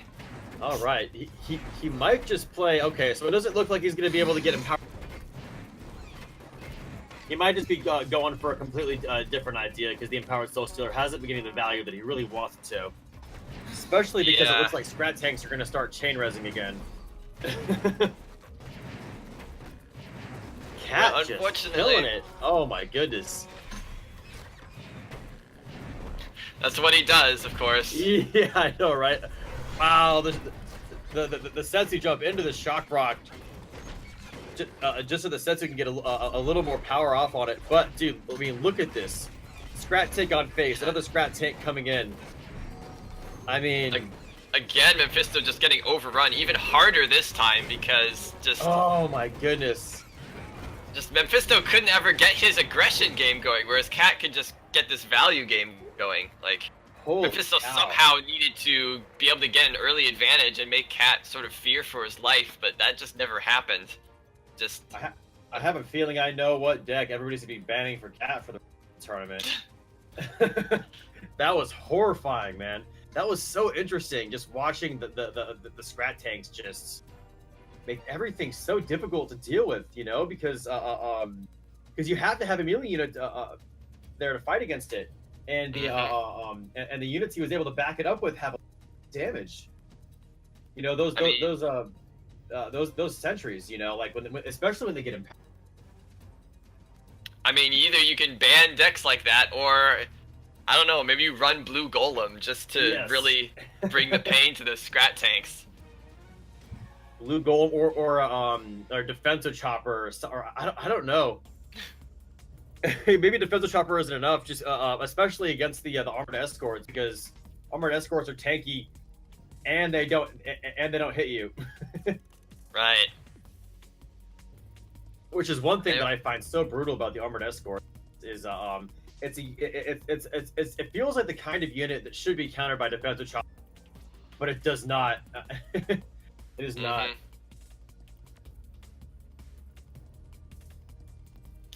Yeah, it doesn't do very. Defensive Chopper doesn't really do very well against like slow attacking, high health minions, even if they're melee. So. Sort of a weak point for Defensive Chopper, and why we aren't seeing a whole lot of them throughout this tournament. Anyway, so that was the match. Cat did win 2-0 over Mephisto. Mephisto still definitely in the runnings, though. A very good score. Oh, yeah. They could potentially even run into each other, you know, like at a later point. That would we'll have to see finals, though. Yeah, we'll see if they get to the final stage and get to see a rematch with a full best of 5 instead of best of 3. Maybe with different bands that time. Maybe, though yeah. He might have answers in different decks. Indeed. Okay, so it looks like most of the matches are already in, so we'll go ahead and look at who we're going to play against next. All right, so let's go ahead and go into a brief, I suppose, intermission in between the matches, and so we can get it set up for you guys. And we'll come back soon with round 5. All right, be right back.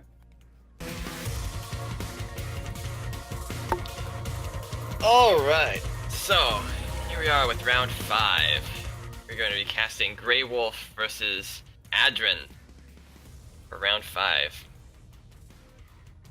So, 2 very strong players that have been playing in the tournaments a lot recently. And here this is a pretty pivotal battle for both of them. Like they're both sort of, right now in the standings, they're both sort of sitting around the cutoff point for the top 8.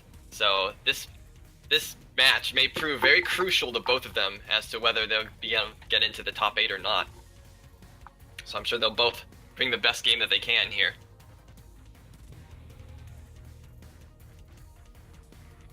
Yeah, I'm very excited to see this. Adrian and Grey Wolf, both very, very common top 8 players. I'm excited to see what they. I'm excited to see what they're bringing to the table. I want to go ahead and take a look at their decks real quick. Let's see.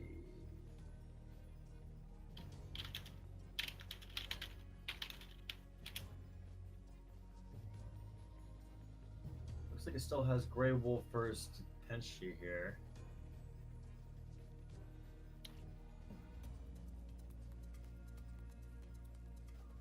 Let me see. Like, versus Detenshi? That can't be.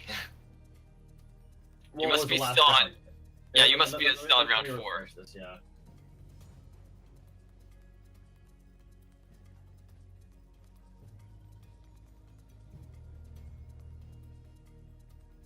Anyways.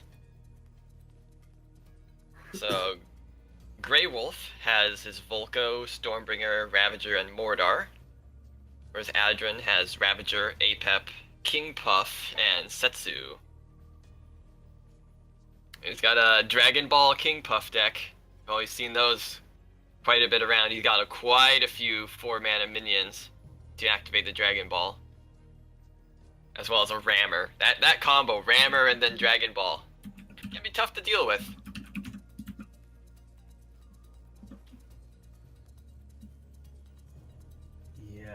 He's also got an Apep. There hasn't actually been a whole lot of Apeps we've seen. I think people are sort of shying away from that, the random chance that Apep can bring, even though I still consider it to be very, very strong. Yeah, Apep I think continues to be one of the strongest. But you know what's interesting is he's sort of fallen out of popularity on the ladder for whatever reason. I think it's because the Ravager, the first Ravagers has become so strong with people running both twins and armored escorts in the same push, you know, and that big perk 1 push, you know what I mean? Like a lot of people are just running that, and it's really difficult to hold off. Yeah, I mean, Apep's Shield Totem, as strong as it is against aggression, if the opponent is being so aggressive that you die before perk 2, well, that Shield Totem does not help. Yes, so. Yeah, exactly. exactly. Shield Totem is very nice against pushes, but not very large perk 1 pushes. Indeed.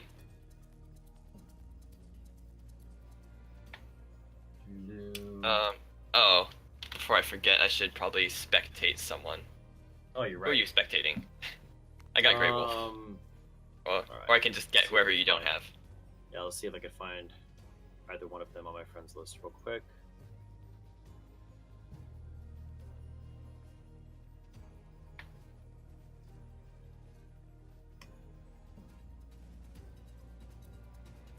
Oh, I must be missing something.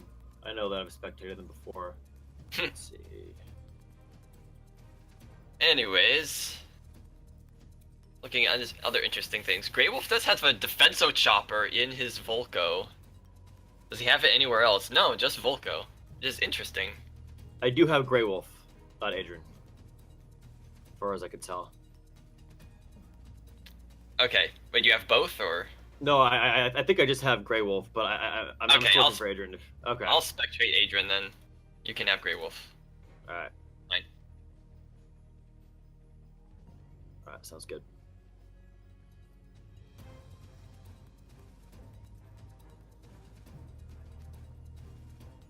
Alright.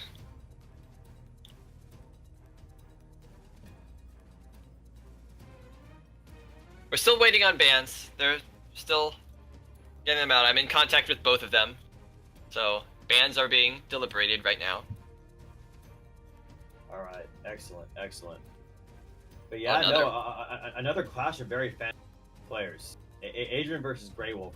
Grey Wolf, I believe, winning was it the Halloween tournament? I'm not sure if I'm brushed up. Oh, man, I have a hard time remembering.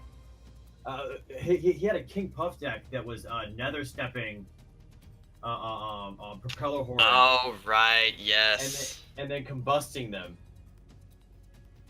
Yeah, that was brilliant. I think that was just King Puff Cup 26. Oh, that was King Puff Cup. Yeah, no, that was fantastic. So is he running? Yeah, I remember he had won the first tournament. So definitely a very seasoned player and a very worthy one is that. So here's hoping that he can sort of turn things around this group stage. At least, well, not really turn things around. He's doing pretty well. He just needs to get a few more wins in order to cement his place in the top 8. But yeah. So Adrian also wants his top 8. So. Yeah. So I'm trying to see if there's anything particularly innovative or something that I don't see in these decks. Grey Wolf's Ravager has a red golem in it. Oh, fun! It's sort of, I've seen people use red golem before, sort of a backup plan. You know, just in case of the just in case the first push doesn't do very well for you. Okay, but we do have bans. Adrian has banned the Ravager and Mordar from Grey Wolf, leaving Grey Wolf with just Volko and Stormbringer. Okay. And Grey Wolf has banned Ravager and Mordar from Adrian, leaving just Apep and wait, I said that wrong. Grey Wolf bans Ravager and Setsu, sorry. So okay. Adrian has Apep and King Puff.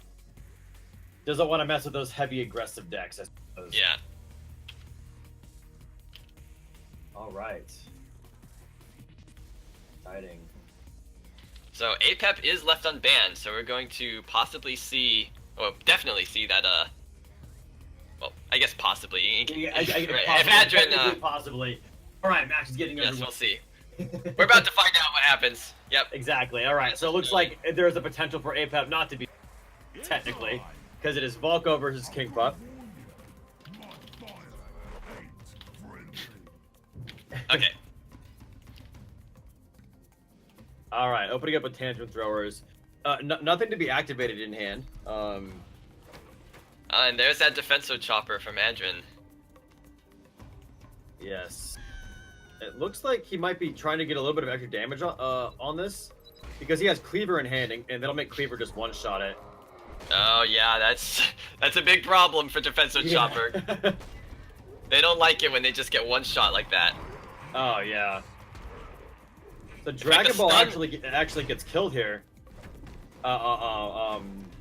It's sort of funny. Even before the buff on the Crystal Sentry, it would beat Dragon Ball 1-on-1 without being enraged or without being buffed by the Mana Frenzy. Yeah. Very good card against those Dragon Whelps, just because the Dragon Whelps sort of depend on being able to kill things extremely quickly, and those sentries, they don't die very quickly. Yeah, it was a nice Daggerfall, sort of guaranteeing him the Adrian being forced to spend extra mana on gathering the bridge, taking out those propeller hordes, also getting a little bit of extra damage on face with the defensive chopper. Yeah, these cleavers are doing really well for Grey Wolf. Like, that one managed to kill a rammer before it got too much damage, and then they always come straight for Adrian, who has to try and spend mana to defend against them. Oh, so, yeah. In these cases, Cleaver is actually pretty cost-effective, by costing so much. Ooh, man, Illusionary Cleaver is going to be huge here. That's... because it clears and allows the Crystal Sentry to paint its extra attack speed against everything else. Right. Adrian's gonna be need to be a little bit more careful about playing that propeller horde from now on. He needs to make sure he has a shield, or that it's like already attacking something. That is huge. Yeah, it's just rammers have such a difficult time getting through when there's cleavers. That Divine Warrior did not have backup. And I'm seeing a victory from Grey Wolf. Yeah, me too. Okay, so the game ended. It looks for like you as Adrian well. has left. So yeah, that seemed like an end. It did look like Adrian was surrendered. really far on the back foot, that he couldn't get anything done. Like that rammer was not going to. Yeah, that cleaver just just making the rammers. Oh, dude, and he didn't have the Divine Warrior backed up, so he couldn't push farther into it. The Divine Warrior was basically just stalling the defensive chopper and Crystal Sentry bottom, and then the cleaver just completely cleaver mixed with Burn the Bridges just completely put an end to that rammer, and that was just so much value lost like that. Yep. Yeah, it's just... Yes, we are ready to go again. Yes. When they are.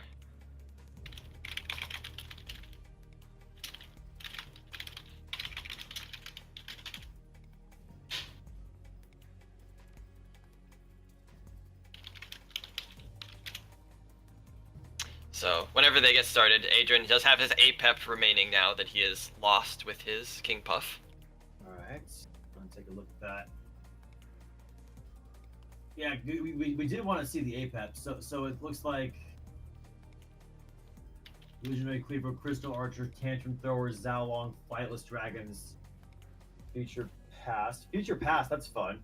Whirly Scrat, Divine Warrior, Dragon Ball, Arm S. I always find it interesting when like the decision to play Tantrum Throwers over Spear Throwers when you don't have something that it activates, unless I'm missing something. Tantrum Throwers over...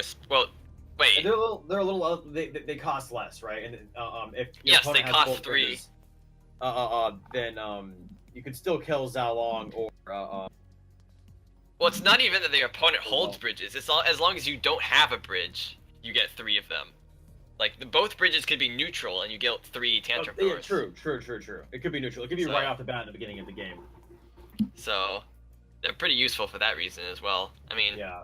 Just whether you have them or regular Spear Throwers is sort of up to preference. Yeah, no. I just love Spear Throwers so much. It's always seemed like I'm not saying it's a bad decision. Obviously, it's not a bad decision. He's a very top tier player. I guess it's just preference for me. You know, if I don't have something to activate, I sort of just wander into my comfort zone with Spear Throwers. Mm-hmm. I mean, it's also, I guess, Adrian does have Future Past in his APEP deck, so maybe he can get something from that synergizes with the Rampage from Tantrum Throwers. Who knows? That's true. Future Past is very interesting. I don't normally see that in tournament play. For me, it's normally Future Present that I'm accustomed to seeing to just get that really heavy extra amount of value. Future Past is quite funny to me. Throw down those cards. All right, but looks like he's gonna go ahead and stick with his Volko deck. All right, he does play Future Past right away, so I'll tell you what he got when he plays it. Okay, is it exciting? Kind of. It might help. Kind of, yeah. It's a pretty good card in the right circumstances. I think being discounted is one of those circumstances. Yeah. Okay. It wasn't that. Yeah, no. Unless he has 2 of them now. No. All right, so it looks like Grey Wolf controlling the bridge is very powerfully here, but it looks like Adrian's lining up for quite a big defense here with the amount that he's saving. Okay, the Zalong there is very good, keeping him from being able to daggerfall whatever he lined it up with as well. Ooh, and an Arcane Golem out in front. So this is going to be a big push bottom. He has Cleaver in hand. I think he's just trying to figure out what he wants to do it on. The Zalong is just making his life a pain right now. Ooh, the Whelp doesn't grab top bridge. The Crystal Archers are going to be played there anyways. Ooh. But again, this Crystal Sentry is just making holding out the push so difficult.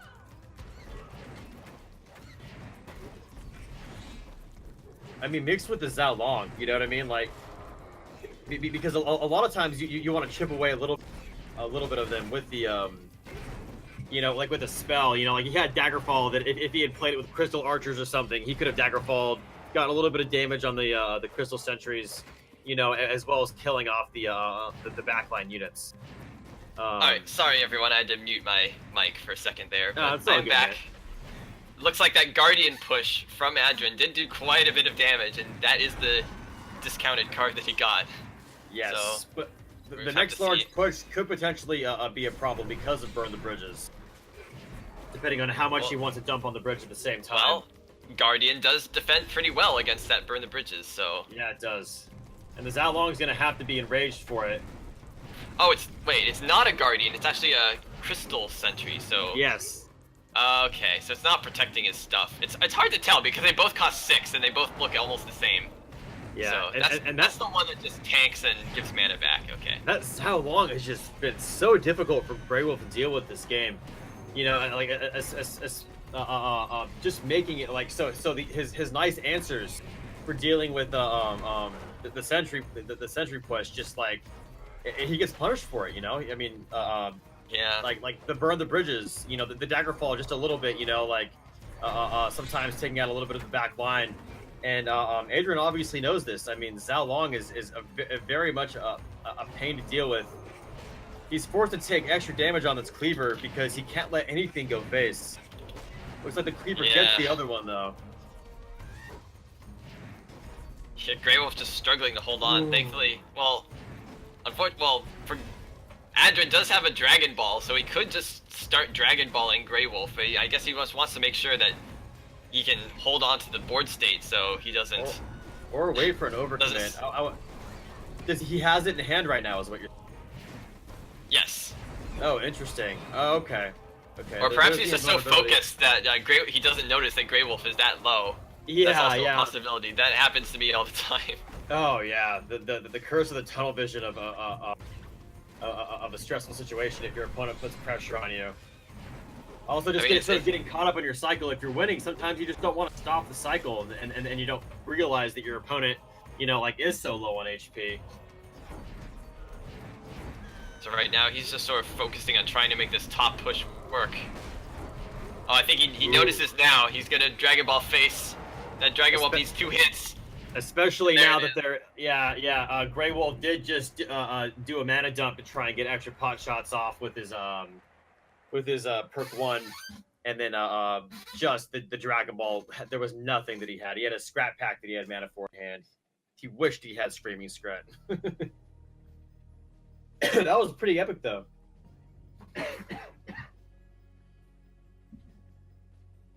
All right, so that leaves Grey Wolf Stormbringer remaining. So I think this is our first game on the stream this time that's gone to 3 games. Yeah, no, it's been all too. They're very evenly matched players right now. Though I have found that 2-0 in Minion Masters very common. Yeah, I for mean, whatever reason. I think it's just fact that the meta is still shifting around a lot. People don't quite know the best decks for all situations, so sometimes they get into situations where they run into something they didn't see before, and then they just they don't know how to deal with it. Yeah, that sort of thing, or they just don't bring the same. I mean, I've fallen victim to that as well. So. Oh yeah, yeah. No, I've only participated in one tournament that I was forced to forfeit because I had to pick up my daughter. But you know, like what you didn't really when you watch the tournaments, you know, you can sort of see, you know, like people just not having the answer for their opponent and just like losing to that. All right. Let the fight commence. So we'll get to see what Adrian can pull out of his hat this time against this Stormbringer. All right, Stormbringer is very exciting to see. Grey Wolf running a Stormbringer. It looks like okay, so it's an armored escort and a sentry in the deck. Very interesting. Just running it vanilla. Really, just a Dragon Ball just to like. Oh wow, Grey Wolf managing he played the to tank sentry. that. I totally missed that. Yeah, he was being blocked by the explosion. And Grey Wolf just trying to push as much damage as he can with that shock rock, right? I'm not sure if that was really worth it though. I mean, it only got a little bit more damage in. Maybe a bit of BM there. I don't know. That was an interesting choice. Looks like he's probably gonna escort here. Well, here's a much more exciting card he got from Future Past this time. The Brutish Betrayer. Oh, runs straight into a wall. Wow. Oh, that's interesting. Though it might just die before it gets face. Yep. Yeah. And those sentries do a bunch of damage all at the same time with one swing. Oh my goodness. Yeah, and the free card from the perk is those disruptor puffs. Yeah, targeting 2 of the cards in his hand. They're gonna go down right now. Yeah, though. they go down. Oh, this Dragon Ball's pretty big value. Even though the dragon does die right away, still the spell damage alone was enough to kill most of it. Yeah, this cannon roller is gonna take top rather easily against that. He might just save up for the armored escort again, because this isn't too much of a pressure bottom. All right, let's see. He's probably gonna play Zhao Long with it. He has Zhao Long and Crystal Sentry in hand, which would be sort of funny to just like play 3 Crystal Sentries. Okay, no, the Zhao Long coming out. Adrian copying him. Play one getting split though. Yeah, Adrian all his forces are condensed in the bot lane, which might help him out here. Though that shock rock was pretty big, but it punished with the Zhao Long. He has wall in hand again, but it's gonna go down quick. And he really wants that to get turned around, and it does. Maybe one shot face. Okay, invulnerability. Yeah, that's actually an interesting idea for APEP, you know, because you have that invulnerability. Sometimes you can take that risk. Yeah, I mean, idea, I guess, but it was yeah, a random card. Idea as far as idea as far as he got it from Future Past. Yes. Okay, so I thought he's not hard running it in his deck. Got it. No. I was just like, wow, that's so interesting. But still, I'd expect him to play it a lot more often now that he has that shield totem, that he can just block the own damage from Brutish Betrayer. But still, that wall is very annoying to try and deal with. Let's see if this time he does not have the wall ready. It hit the wall. No, the mana took away his ability to play the wall there. With the disruptor puffs. I mean, I suppose he could have played it, but I don't think he wanted to spend the mana on it. Again, that Shock Rock from Grey Wolf not getting a whole lot done, and it's 2 mana, and you can't afford to just throw away 2 mana when you're facing opponents as good as Adrian. Oh yeah, no, definitely. The XP, however, is very close in this game. Just trading blows back and forth on the bridge. You know, Grey Wolf pushes the bridge, Adrian pushes the bridge. Just sort of a like a seesaw action here. Yeah. Adrian taking a lot of damage now from all of these crystal sentries that are energized, and now very, very low on HP. Oh man. Gonna need to make something happen here. Shock Rock, probably, yeah, Morgul talk. Oh!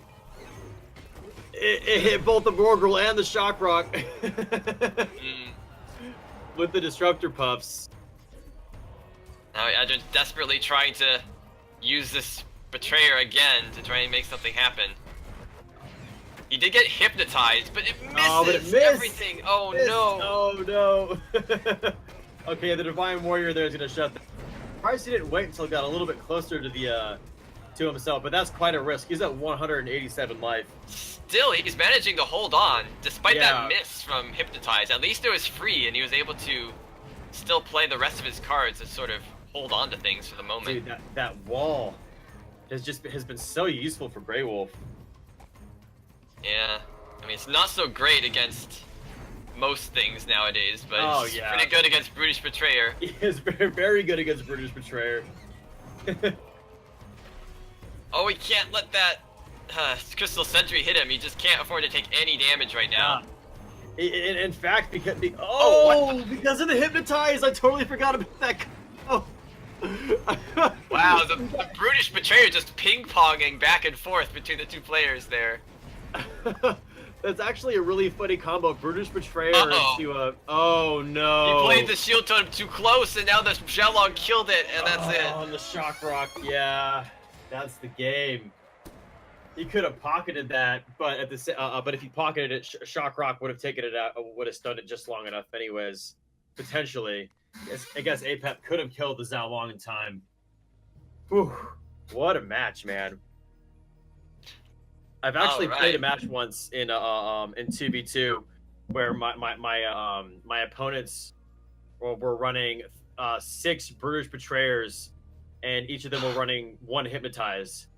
So they just chucked all the Brutish Betrayers at the same time, and then hypnotized them back out, and it was an insta-gib. It was quite hilarious.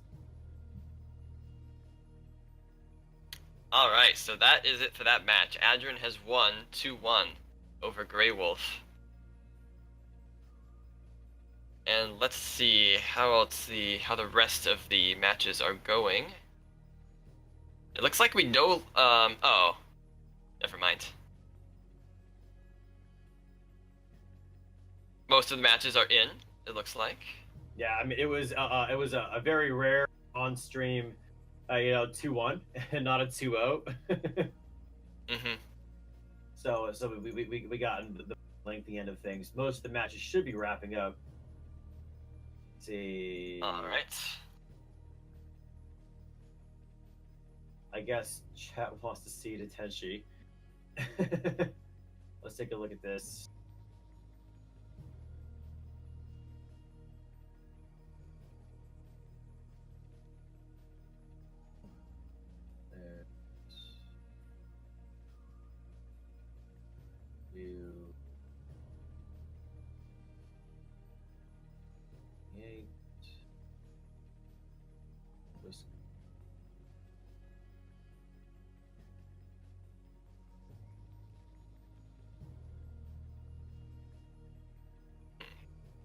All right. Well, we'll take a quick break while I handle a few things and wait for round 6.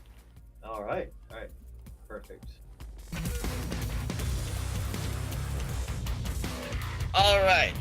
So we're back with the next round, and this time we're going to be spectating Mitronos versus X James.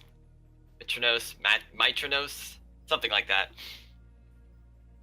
So far, in the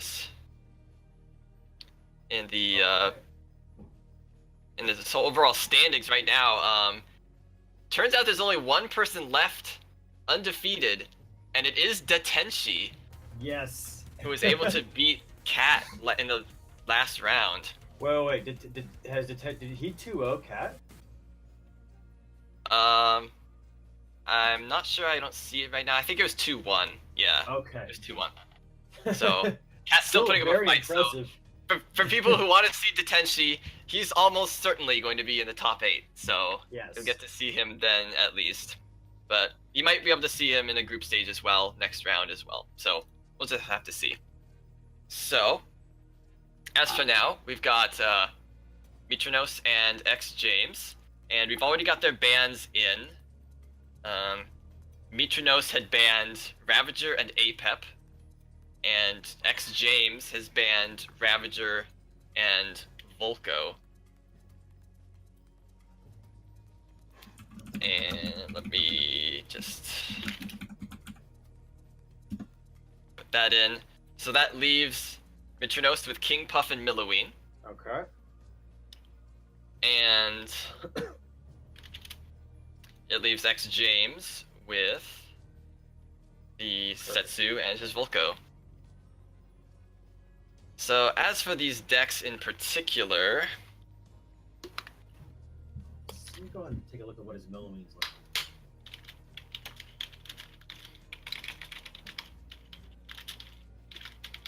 I guess it's Arcane Mage. yes, Arcane Mage is Milloween. Yes, and I'm Rage Thrower to Tantrum Thrower.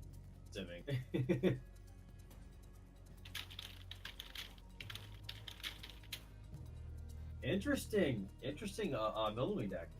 I kind of like it. No, I've been digging Cleaver a lot lately. Cleaver has been really shining. It's good in the right situations. The opponent needs to have certain cards that can like be one shot by Cleaver or very close to it. Yes. There's a lot of decks going around that are just like make Cleaver a Horrible for completely Cleaver. dead card. Like, Yeah. like any kind of situation. So really hit or miss stuff. He's also got Propeller Horde in that Milloween deck. Yeah, no, that's great. But wait, that deck wasn't banned, right? That was Yeah, he still has his Millow. Yeah. Okay. At least if I Exciting. set up my notes correctly, he should still have his Alright. Millow. Looks like Anyways, the game is getting underway. Masters, prepare to duel. all right. So Volko versus Milloween. So, no one played anything yet. Sometimes people just want to wait for higher mana before they go. Here comes Saving up like Cleaver. responsible Is that adults. real? We'll just have to see. No, it's fake, and X James called the bluff. Scrap pack back. He does have tantrum throwers in hand, but yeah, I think the safer play is to just go for that. He could shock rock those plasmas, especially if it's the real Cleaver. Interesting. He does have Divine Warrior. I'm surprised he didn't wait until Cleaver was right in its face for that though. I think it's only gonna block one Cleaver shot. Yeah, he was trying to defend against the stuff that was in top lane first. Oh, okay, yeah. But up for debate whether Yeah, that was whether worth doing the instead of Divine just Warrior saving it for needed to 2 be Cleaver hits. Oh man, that illusionary Cleaver taking those out, not getting all, forcing him to play that Dragon Whelp because Volko does not shoot up. He has to deal with them, otherwise they'll just slowly chip away. I've experienced it before where just a couple scraps, your propeller scraps in your face, they do add up. Yeah, you've got to play very, very smart against any sort of flying minions that you have. Ooh, or flying minions that are Daggerfall. coming against you. Okay, so he definitely wants to get top, but if this is a real Cleaver, that's gonna crush his hopes and his dreams. Yeah, Cleaver is so good against Milloween because they're guaranteed to have at least something that Cleaver's Oh good yeah. against. In that Yeah, I arcane expect golem. the Zhao Long to be up above here, but this is still pretty brutal. The it's I think still gonna kill the warrior here. Man, Yeah, having a hard time holding on to the situation. Cleaver living long enough to get 3 shots, that will pretty much deal with the Divine Warrior. I believe I saw an assassin bottom there. He's playing Cleaver. Ooh, Yes. Oh, Divine Warrior. nice Divine Warrior, yeah. Just in time. Oh man. Now the assassin is gonna go invisible. How is Petronos gonna deal with this? He could play Scrap Pack or Shock Rock there. Propeller Horde though. There's quite a bit of DPS. Quite a bit of DPS here. The plasmas are going to do some work to that. I'm assuming this is an illusionary Cleaver. Oh my goodness.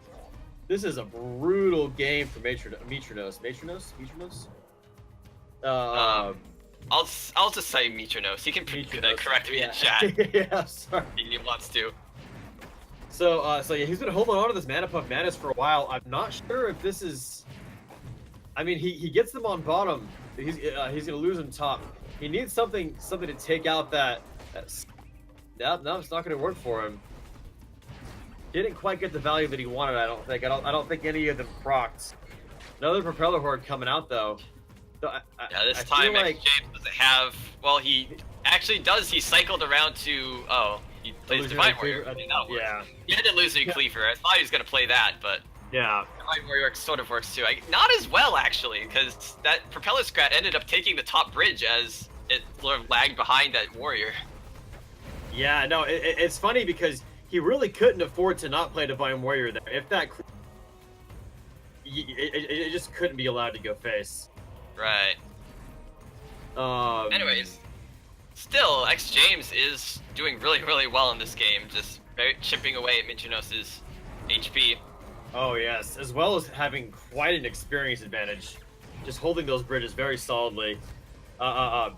Mitronos is just having a hard time, just holding on to what's going on in this game. That Propeller Horde is just not getting the value that he wants it to. I mean, that's partially attributed to the to the illusionary cleaver.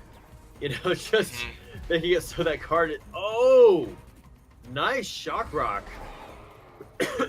Oh, that illusory cleaver wasn't played right. Okay, there he goes. He does have the Zhao in order to block, and the Divine Warrior burn the blocks all bridges. that arcane missiles too. Now this is looking pretty bad for Oh yeah, this is Invitational, looking 'cause this- fairly grim. big push top lane with a rampage Zhao right behind it. Oh yeah, and with the Volko's perk 3, all these melee units are just, you know, that much. Oh, Played into the illusionary. I think he knows that's a mistake, game-losing Oh, mistake yeah. there. He doesn't have enough mana now to stop this. Yeah, I mean, even if he could hold that off, you know, all that had to be happen was the top bridge to be grabbed for a second and a couple cards to be played. Volko, man, that was an interesting game. I saw the idea with the deck where he has the Mana Puff Madness with the Daggerfall to take out his opponents. The Propeller Horde, though if your opponent has an answer for the Propeller Horde, that's a big part of your DPS. Yeah, And, it's a there was a pretty few big answers deal. for it. Masters. Get Alright, well, Alright, here comes the King King Puff right away. With a future present, I love it. Yeah, future present and future past in that deck, as well as Dragon Ball. It's gonna be very interesting exciting. to see what happens here.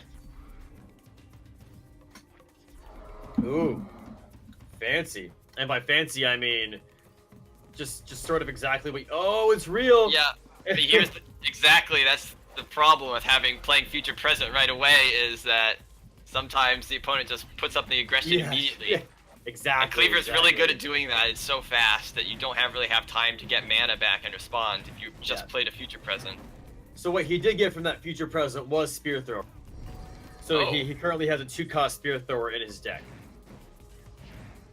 I'm not As sure well- if it actually gets buffs from the perk too. I wonder. Yeah, I don't think that it does. I mean, We'll have to I wait might be and see. mistaken. Ooh, okay. Dragon Ball takes the bridge back, which is very nice for him. Yeah, and it's a really good answer to that assassin because James needs to deal with that Oh, dragon yeah. whelp that comes afterwards. Okay. Crossbow dudes. Very interesting. So Whirly Scrat's pretty solid top. I think that. Oh, it's real. Oh No, no, it it's not real. It looked real to me, but this one's gonna be real. And this Yeah, one's that gonna one's hurt, real. man. Exactly. You need assassin on that now. Okay. He's got it. Yeah. Alright, so despite Mintranos being down on HP and experience again, at least this time he does have the fact that he's played future, present, and past. He's got his Yes. discounted cards for the rest of the game, so he's not out of it this time, for sure. Yeah. He gets the extra value from his perk 2 once he gets there, as well as the extra value from just having discounted cards. Oh, Magma Storm there. Oh wow, it's Yeah. gonna get value. It killed his own Yeah, it warrior, did. if you Yeah, it's call that true. value. Yeah, Did not kill the kind of Annihilator. anti-value. Yeah. No, it didn't. I thought that it was gonna get value. It appeared as though it was gonna finish off the Annihilator as well, but the curse of the curse of RNG removal. Yeah. I mean, Ooh, it's Assassin's gonna generally hurt here.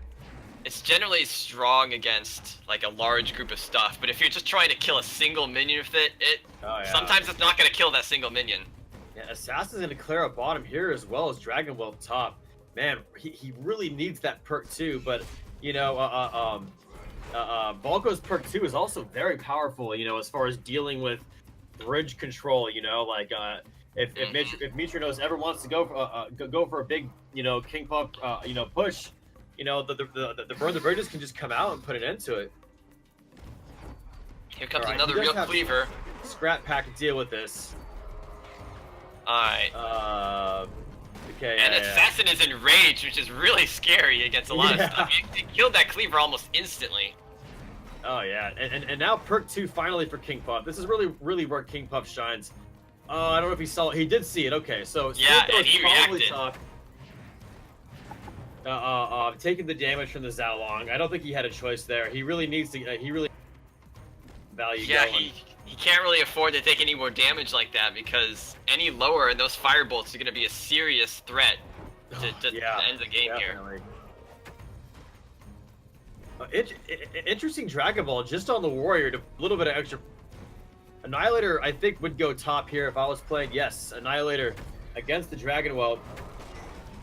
Oh, dude, but there's that burn the bridges again, man. Just like I was talking about Annihilator before. is helpless against that. Yeah. A big problem for him. Especially with a scrap pack there, just to slow it down enough. Ooh. Ooh, Once okay, again, the did swap is not good there. react in time to. Well, he's trying to save his drone walker top, but he got killed by the assassin before that swap came out. Yeah. You know, though it does seem like all of his units being 50% stronger from this is really serving as a. Oh wow! Oh, and his whelp is gonna win there, which means the dragon whelp's on It face, is. and he's gonna need to cycle back to some kind of anti-air or just kill him. He Yeah. needs to get that top bridge desperately. The Zhao Long does eventually take it out. Yeah, the problem with spending that 5 mana to do that play, while it did do pretty well down there, he's going lower and lower because that whole Yeah. time he was not taking top bridge. Yes, exactly. And James took heavy advantage of that, recognizing that Mitronos is low on HP. Every card that he plays now, I mean, he has to have that top bridge. He's too low to not lose that top bridge. Which All he needs so to do risky. is get the top bridge and play 2 cards. One more card and it's over. There it is. GG. Yeah, no, those Dragon Balls face, like if that in the beginning, maybe to be able to force out some plays. But when you're that low on HP, Volko could really just take advantage of it and just machine gun your face. And not necessarily machine gun Volko. It wasn't, the blood imp spam that wouldn't be allowed in this tournament anyways. But still, like just way too low because Volko could just chip away at you little by little, especially if you don't have any healing to keep yourself up. Mm-hmm.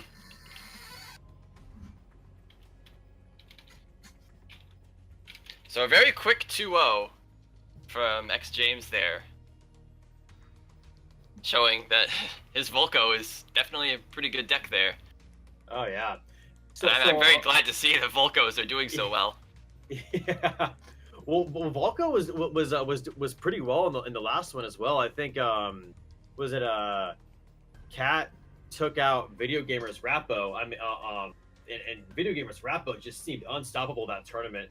Though Volko is very strong against Rappo. Burn the Bridges dealing with all those extra scrats on the ground at least. Oh yeah.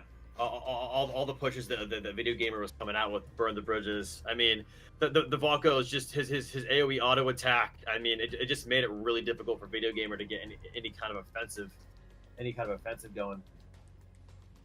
So are we looking to watch somebody else? That was pretty quick.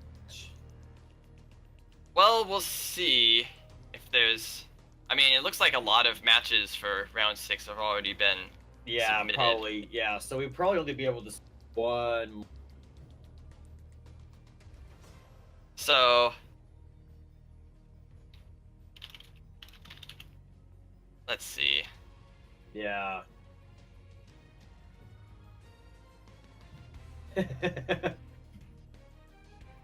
Putting our streamer to work. Let's see.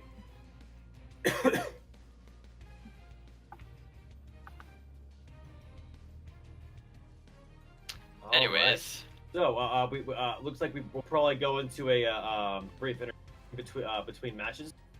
yeah, it shouldn't be as long this time. There was sort of an issue that we had to take care of with round 5.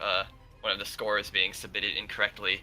So Okay. that was sort of a reason for the delay. It shouldn't be as much as the delay this time. So should be bound with the last round 7 shortly. Excellent. And then into the top 8. Very exciting. All right, we will be right back. All right.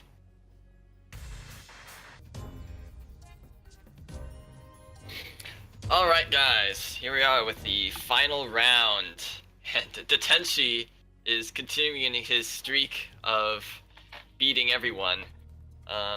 We'll see if we can possibly cast a game of his after our current game that we're going to watch, which is the Predator versus Video Gamer. So, Mandrewski, are you there? Yes, Yes. All right. Sorry.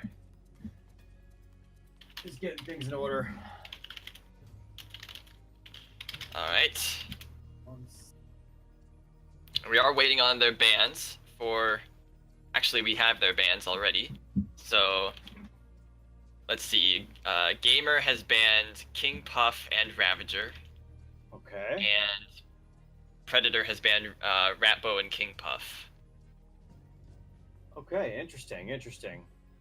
Yeah, I don't blame him for banning that that Rappo. That Rappo is very powerful. I also completely understand banning the King Puff and Ravager, just because Ravager with the giant perk 1 push, King Puff with the huge value boost, like brute force from the perk 2, probably just doesn't want to deal with those at all. Let me go ahead and take a closer look at these decks. Yeah, Predator still has his Volko and his Setsu.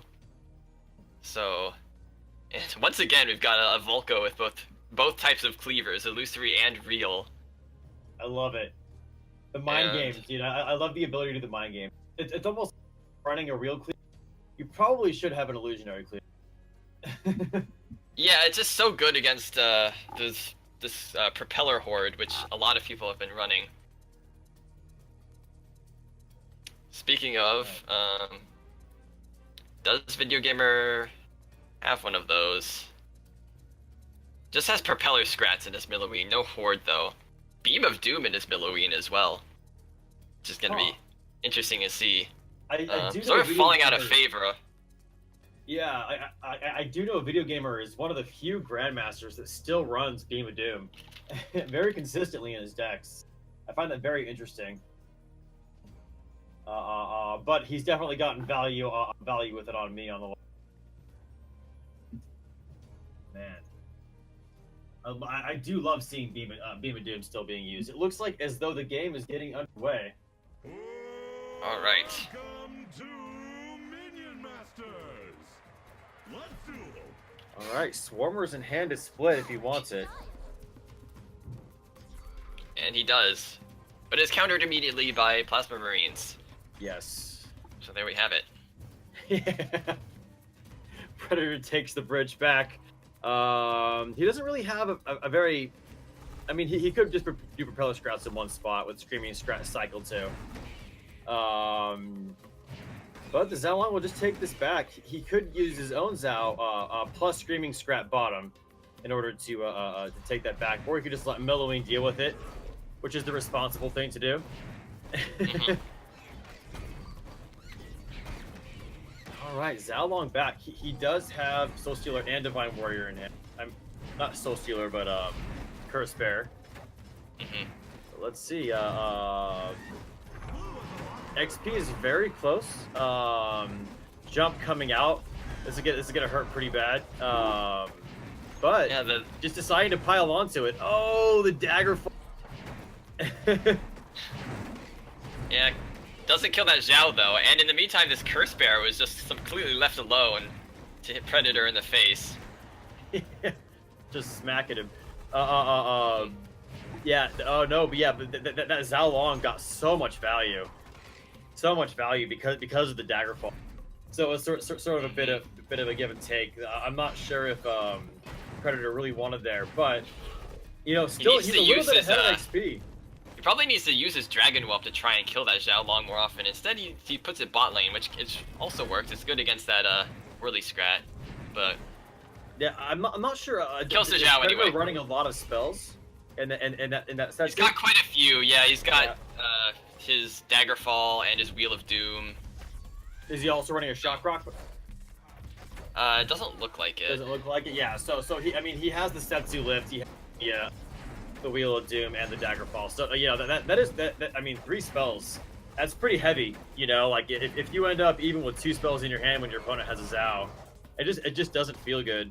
Like for instance, right now Video Gamer has Beam of Doom and Wheel of Doom in hand against the Zhao Long, but it looks like, oh wow, very strong Wheel of Doom. Video Gamer does take the bridge back because of Zhao. Yeah, despite having those lots of spells in his hand usually. He's still doing a really good job keeping up in experience. In fact, he's ahead of Milloween in experience here. We'll see if that changes because Milloween did hit perk 2, got the arcane missiles now, and Setsu, really nice. not well known for a very strong perk 2 herself.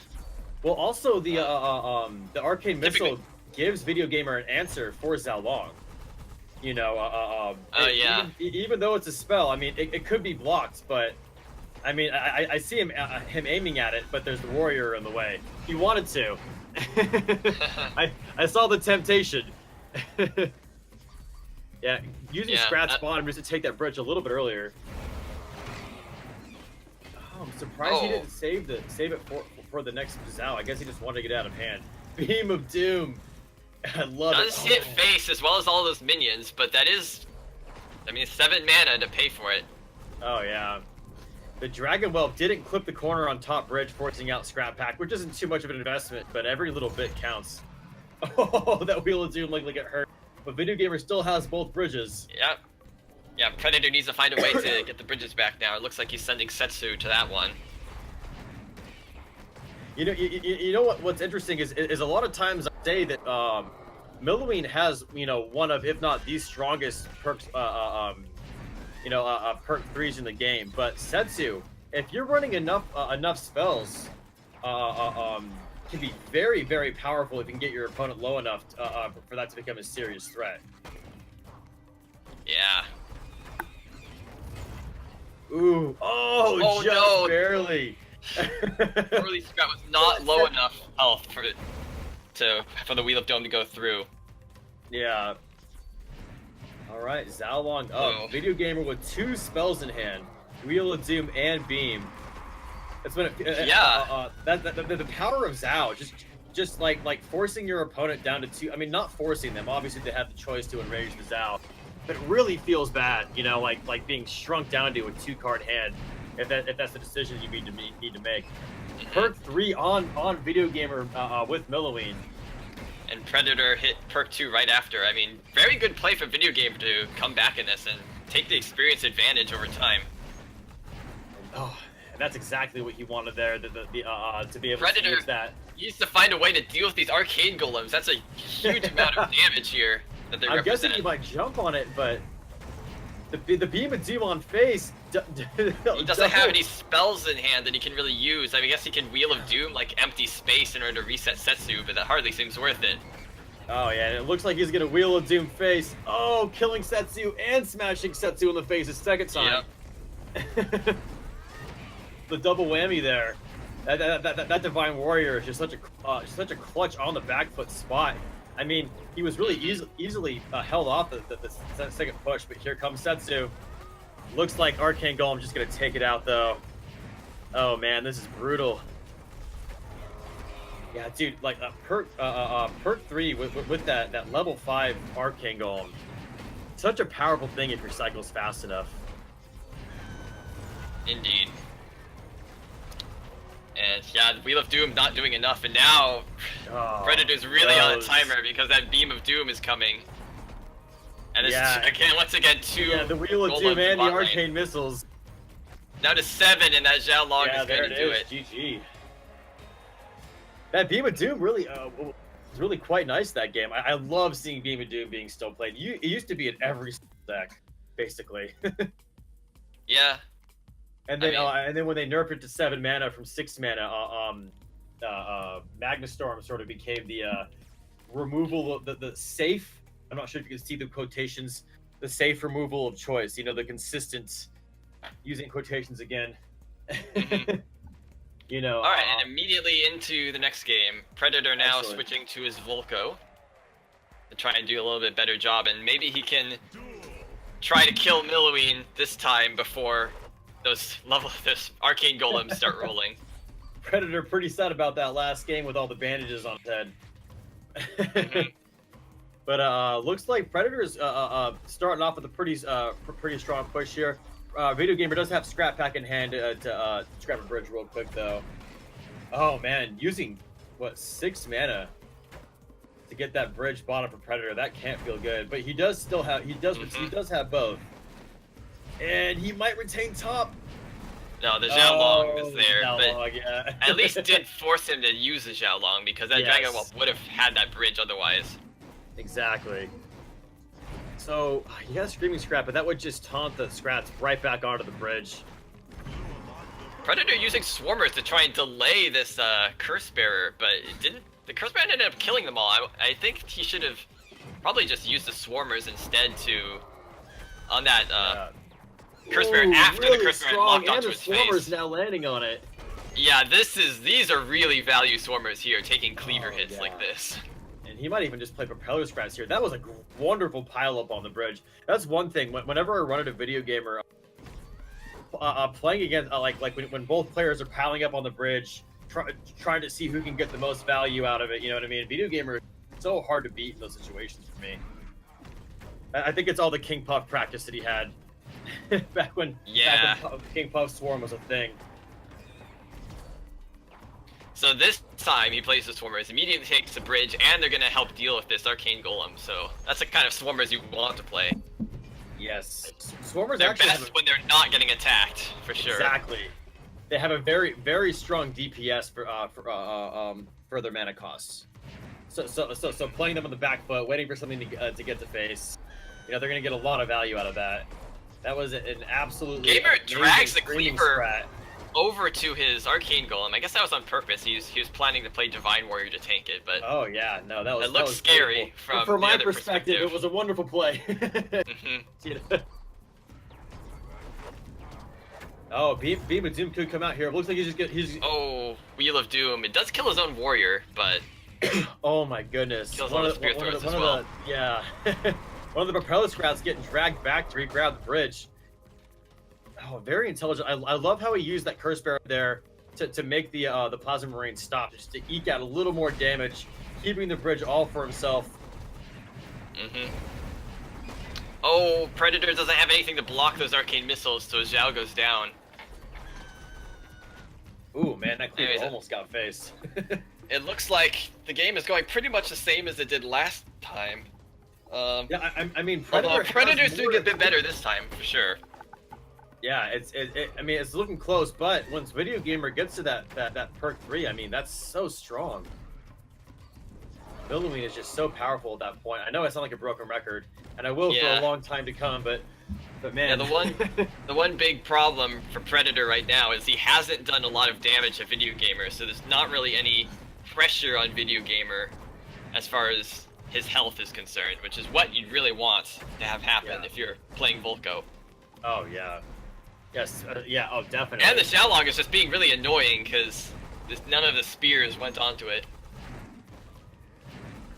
Yeah, He doesn't have enough. You want your opponent afraid of, you know, taking risks, you know, when you're playing as Volko, you know, because every card that you cast can do damage, you know, so they're sort of forced in these awkward positions. Oh wow! Oh, what? Baited out the Beam of Doom. I don't know if that was on purpose, but that I was mean, incredible. even if that was a real cleaver, I would have questioned that Beam of Doom. But wow, yeah, definitely baited there. Oh, Illusory Cleaver man. for sure.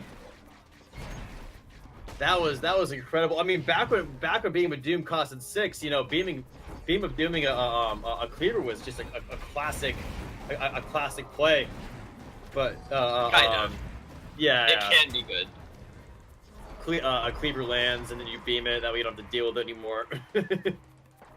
Yeah. Well, I think Video Game is probably gonna block this cleaver from hitting. Yeah. That Screaming So that Scrat, cleaver isn't so gonna get good. hit. Yeah, I have to say, Screaming Scrat. You know, like when that card came out as a 2-drop, I was a bit nervous about it, but like as a 1-drop, that card is just crazy. Yeah, it's quite strong. Anyways, wonder Now if he's perk gonna play 3. Cleaver to deal with this Scrat. Yeah, okay.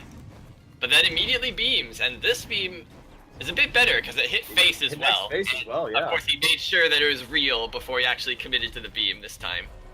So, still, like, it's impressive that Video Gamer is actually still looks like he's winning this game, although he's getting He does. low. Yes, he he's is. winning the game despite that huge blunder. Oh, I know, such a huge blunder, 7 mana on nothing. But now here comes the Arcane Golem level 5 spam, right? His pretty much his goal right now is to get Arcane Golems out as fast as possible in general. You know, just because it's so much heavy value for your opponent to have to deal with. I think part of the problem for Predator is these cleavers, like, sometimes they're pretty good, but a lot of the times they just go into a Divine Warrior or get just held up by these Swarmers constantly, so... Like, what's worse, like wasting 7 mana one time or wasting 6 mana repeatedly? And in this case, the cleavers didn't do well enough, and Video Gamer takes it. Whew. Yeah, no. The power of that of the level 5 Arcane Golem, man. I mean, I really have a problem against those. You know, like on the ladder, the Clear Skies Milloween in particular. You know, just being able to get Milloween to that perk to that perk 3. I mean, ever since the last KPC, I just see it all the time. Everybody got inspired. All right. So that was a quick 2-0 from Video Gamer, and I believe that should. Well, let's see overall here. The standings look like.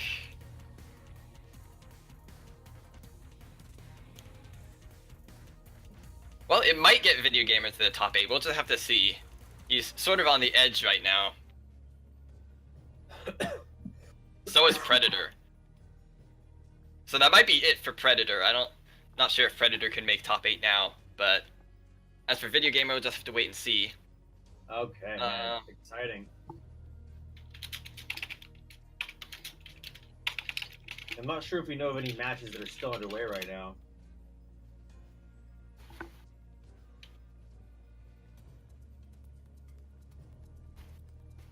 Who's still? Let's see.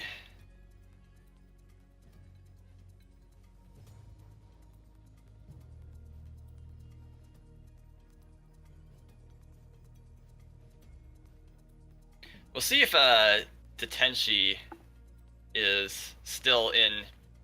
Look, they're in a match right now, so we can't spectate while their match is going on.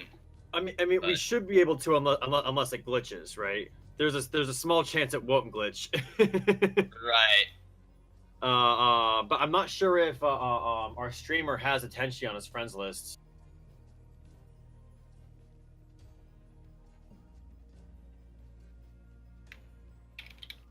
Who is Detenshi matched with right now, anyways?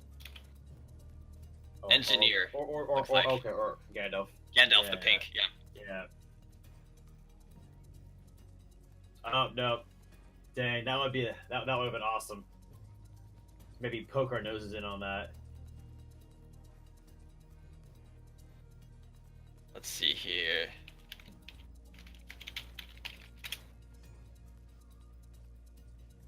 Is Cat in game?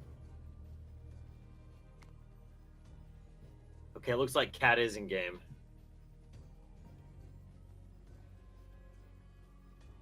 Okay, I will attempt to spectate Cat. It looks like I'm getting in on it.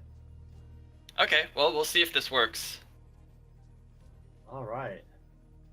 Go and wait to see if Nello Joe is able to get in on it.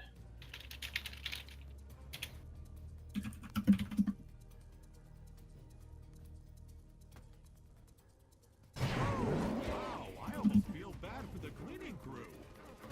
Almost.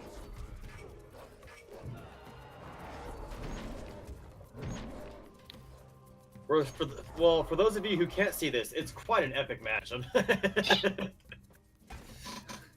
Don't tease them. Both of them at Pert 2. Similar life totals. A Cat's on Volko, Grey Wolf's on Stormbringer.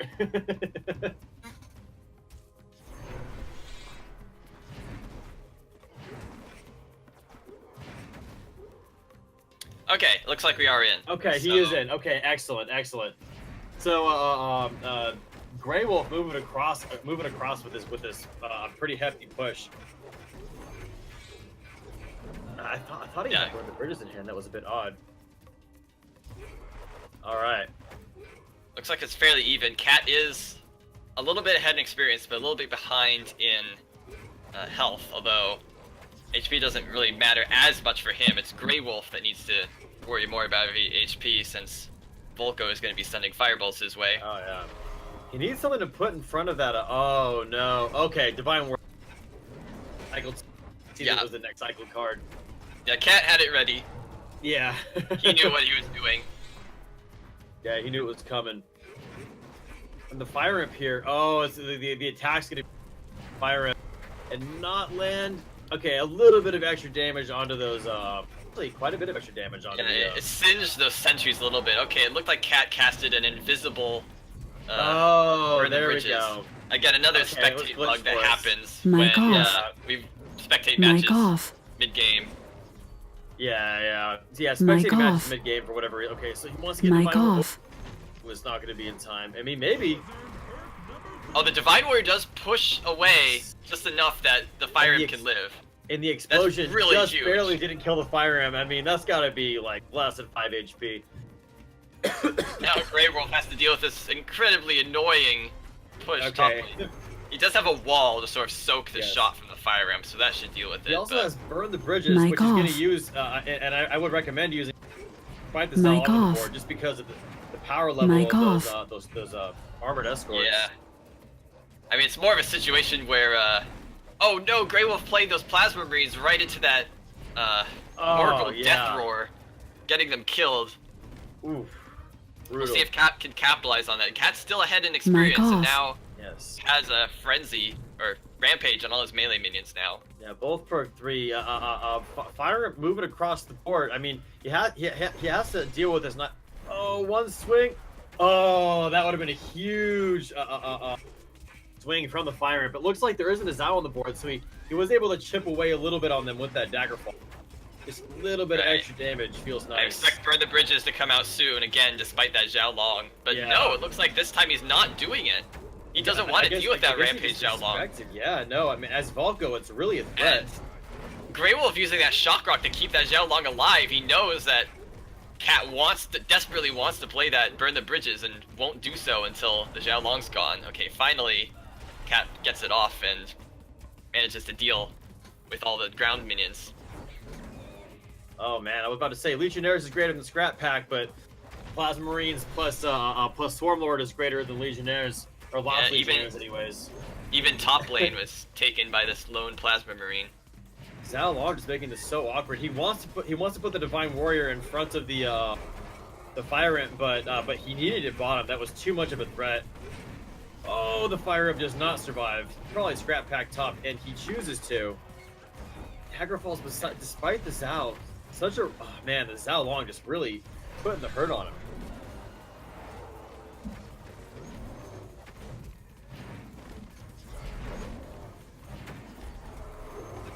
All right, looks like he could burn the bridges here. Oh, it looks like an invisible burn the bridges again.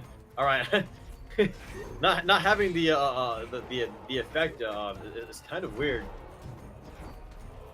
All right, so Plaza's bottom plus scraps probably could beat that. Good Daggerfall there. He kind of wants to do Fire It mixed with Swarmlord bottom. Top Yeah. lane was more pressing here. I'm sorry. I meant top. I meant top. Oh, okay.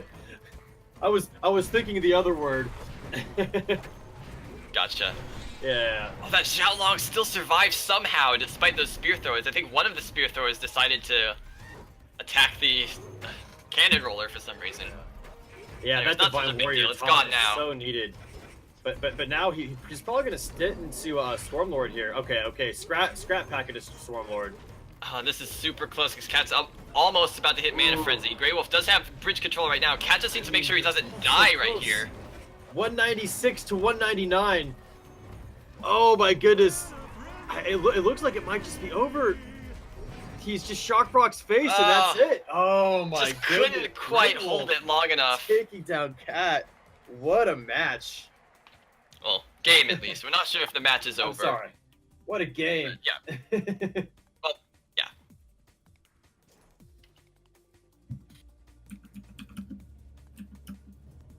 So, we'll have to see if there's another game that we can spectate with Cat or Grey Wolf.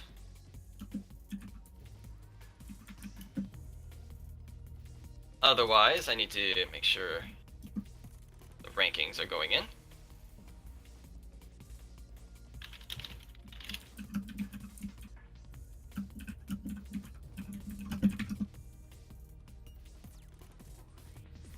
All right.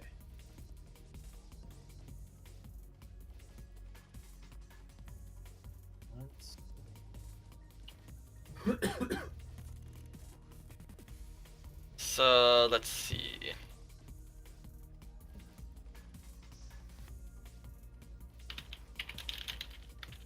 Actually, I can get confirmation from one of the players.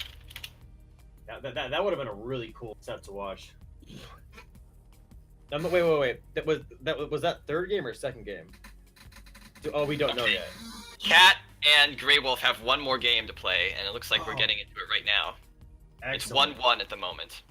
Oh man. Masters, get ready. Duel. All right, and this What a time match. we shouldn't have any spectate bugs this time, thankfully. No, yeah. And it's looking like okay. So King Puff versus Stormbringer, in my experience, King Puff is in the advantage. That being said, I don't remember quite what Grey Wolf's Stormbringer is looking like. Well, it's got the cannon roller and Lost Legionnaires. Oh, you're From right. last You're game. right. Yeah, the cannon roller can be pretty good against the Scrat Tank, however, can serve as a serious problem. For that. Again, you know, like seeing cannon roller in this deck really makes you want to run. I said in the last tournament that I captained that I was gonna run the Scrap Tank, and I just still haven't done it yet. Yeah, I mean, I think Cannon Roll is a card that really complements Stormbringer really well, because generally Stormbringer's weakness is like really tanky melee minions that can just easily soak up his perk shots from his global range. And Cannon Roller typically is very, very good against those kind of cards. Oh man, is he gonna? I thought for a second he was about to put he was hovering Flightless Dragons there for a second. I thought for a second he was gonna. That. Yeah. We did see that Scrat Tank just melt though in the face of those 3 energized Crystal Sentries. Wow, the Fire Imp got 2 hits face. I believe that's 400 damage. Very significant, and holding on to the bridges. Cat's really just looking for that perk too, and he's slightly ahead on XP. Stormbringer, like the perk 2 range is all good and fine, but as far as who's gonna get the power spike, perk 2 it's definitely gonna be for King Puff and Cat.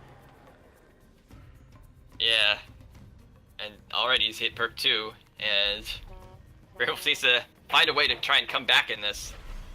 He's setting up the Armored Escort right now, but in the face of a Scrat Tank, that's not going to be the best possible thing that you want here. Yeah.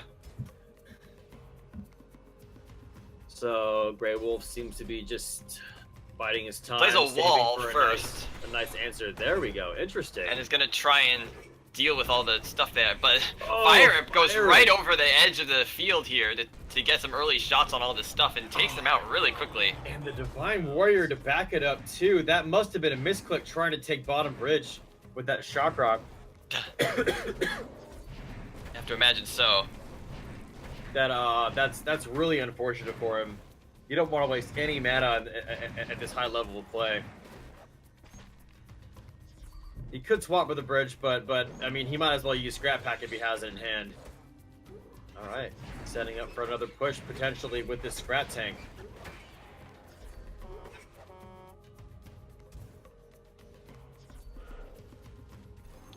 Yeah, that Scrat Tank is just really hard for Grey Wolf to be able to deal with. I mean, sort of disrupts a huge part of his strategy. I mean, even the Cannon Roller is not going to be very good against that Scrat Tank. No, yeah, exactly. You got to have something beefy to fight it, or you know, a whole bunch of DPS on it, you know. He does have a wall that's beefy, but no DPS. But Yeah. Oh, it would have helped in this case, except he just barely played it too slowly, and it ended up with one of his sentries getting killed. The In fact, Grey both of them Wolf's died. Zhao Long in rage, but it will go down to the And now Cat having the option to just tactically ignore damage to his face just like that. Although he might not have needed it perk 3 coming at this in. point. It's looking pretty menacing. I mean, another thing about the Scrat Tank is it's going to make Grey Wolf's perk 3, you know, not quite as good, and you know that's what Stormbringer really banks on. The huge power spike from that perk 3, you know, late game. Oh, he got the Zhao Long just in time for that. Yeah, no, there's This is just a stuff menacing push. everywhere here. Yeah. How does Grey Wolf even deal with this? Looks like he might play a Crystal Sentry, but he's taking so much damage from these flightless dragons and all these flying minions. Oh, it's looking like it might be over, and that's GG. Alright. That takes game 3. So, yeah, I believe that is 2-1 for Cat, based on the scores that they had sent me just before the game. But we'll just have to wait and confirm that. Anyways, as for the rest of the matches, it looks like the only other match we need to set up the scores is Fozen and Lobido. I think both of them had dropped out. Okay. So let me just put in some scores for them real quick. And then we should be moving into the top 8 or minus 2. Yeah, then the top 8 is just about upon us. We just have to Excellent. see what the results are here.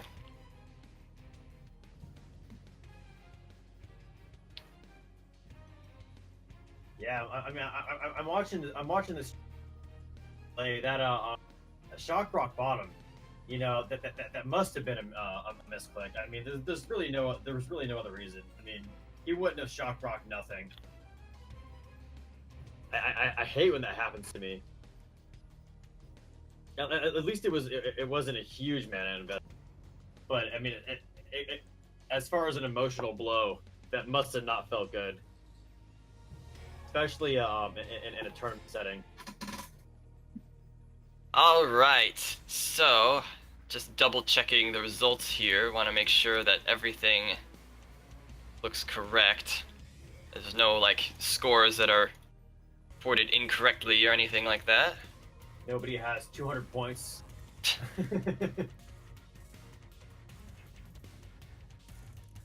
Yeah, let's just see here.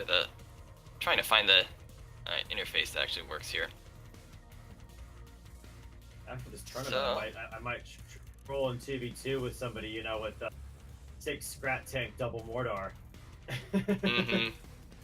just to see what happens. All right, so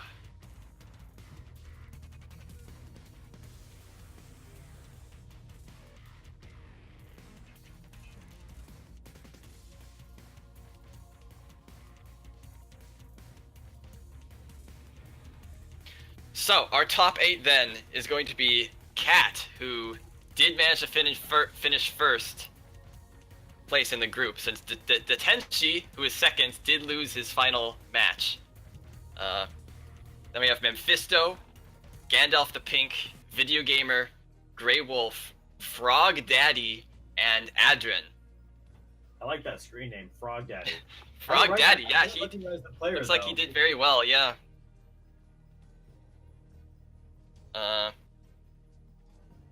He had won against Video Gamer early on, so Oh, that's impressive. definitely a player to watch out for. Frog Daddy. Oh, is Frog Daddy his in-game name? Do we know? I'm just trying to remember the screen name because I not recognizing the player that be rather unusual.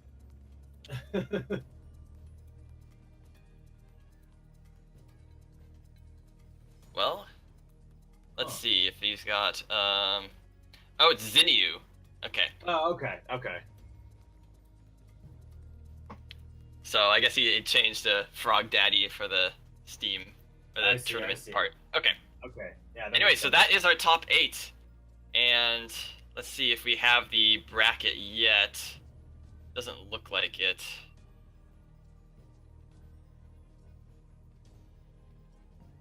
Well, I guess for now we can go to a break while we set things up. Yeah. And For the top 8, I'm very excited. This is gonna be this is gonna be rather epic. Do we know who we're gonna be watching first? not yet. We'll Okay. get back to you soon. All right, we'll figure that So, out. All right, we'll be be right back back, soon. you guys.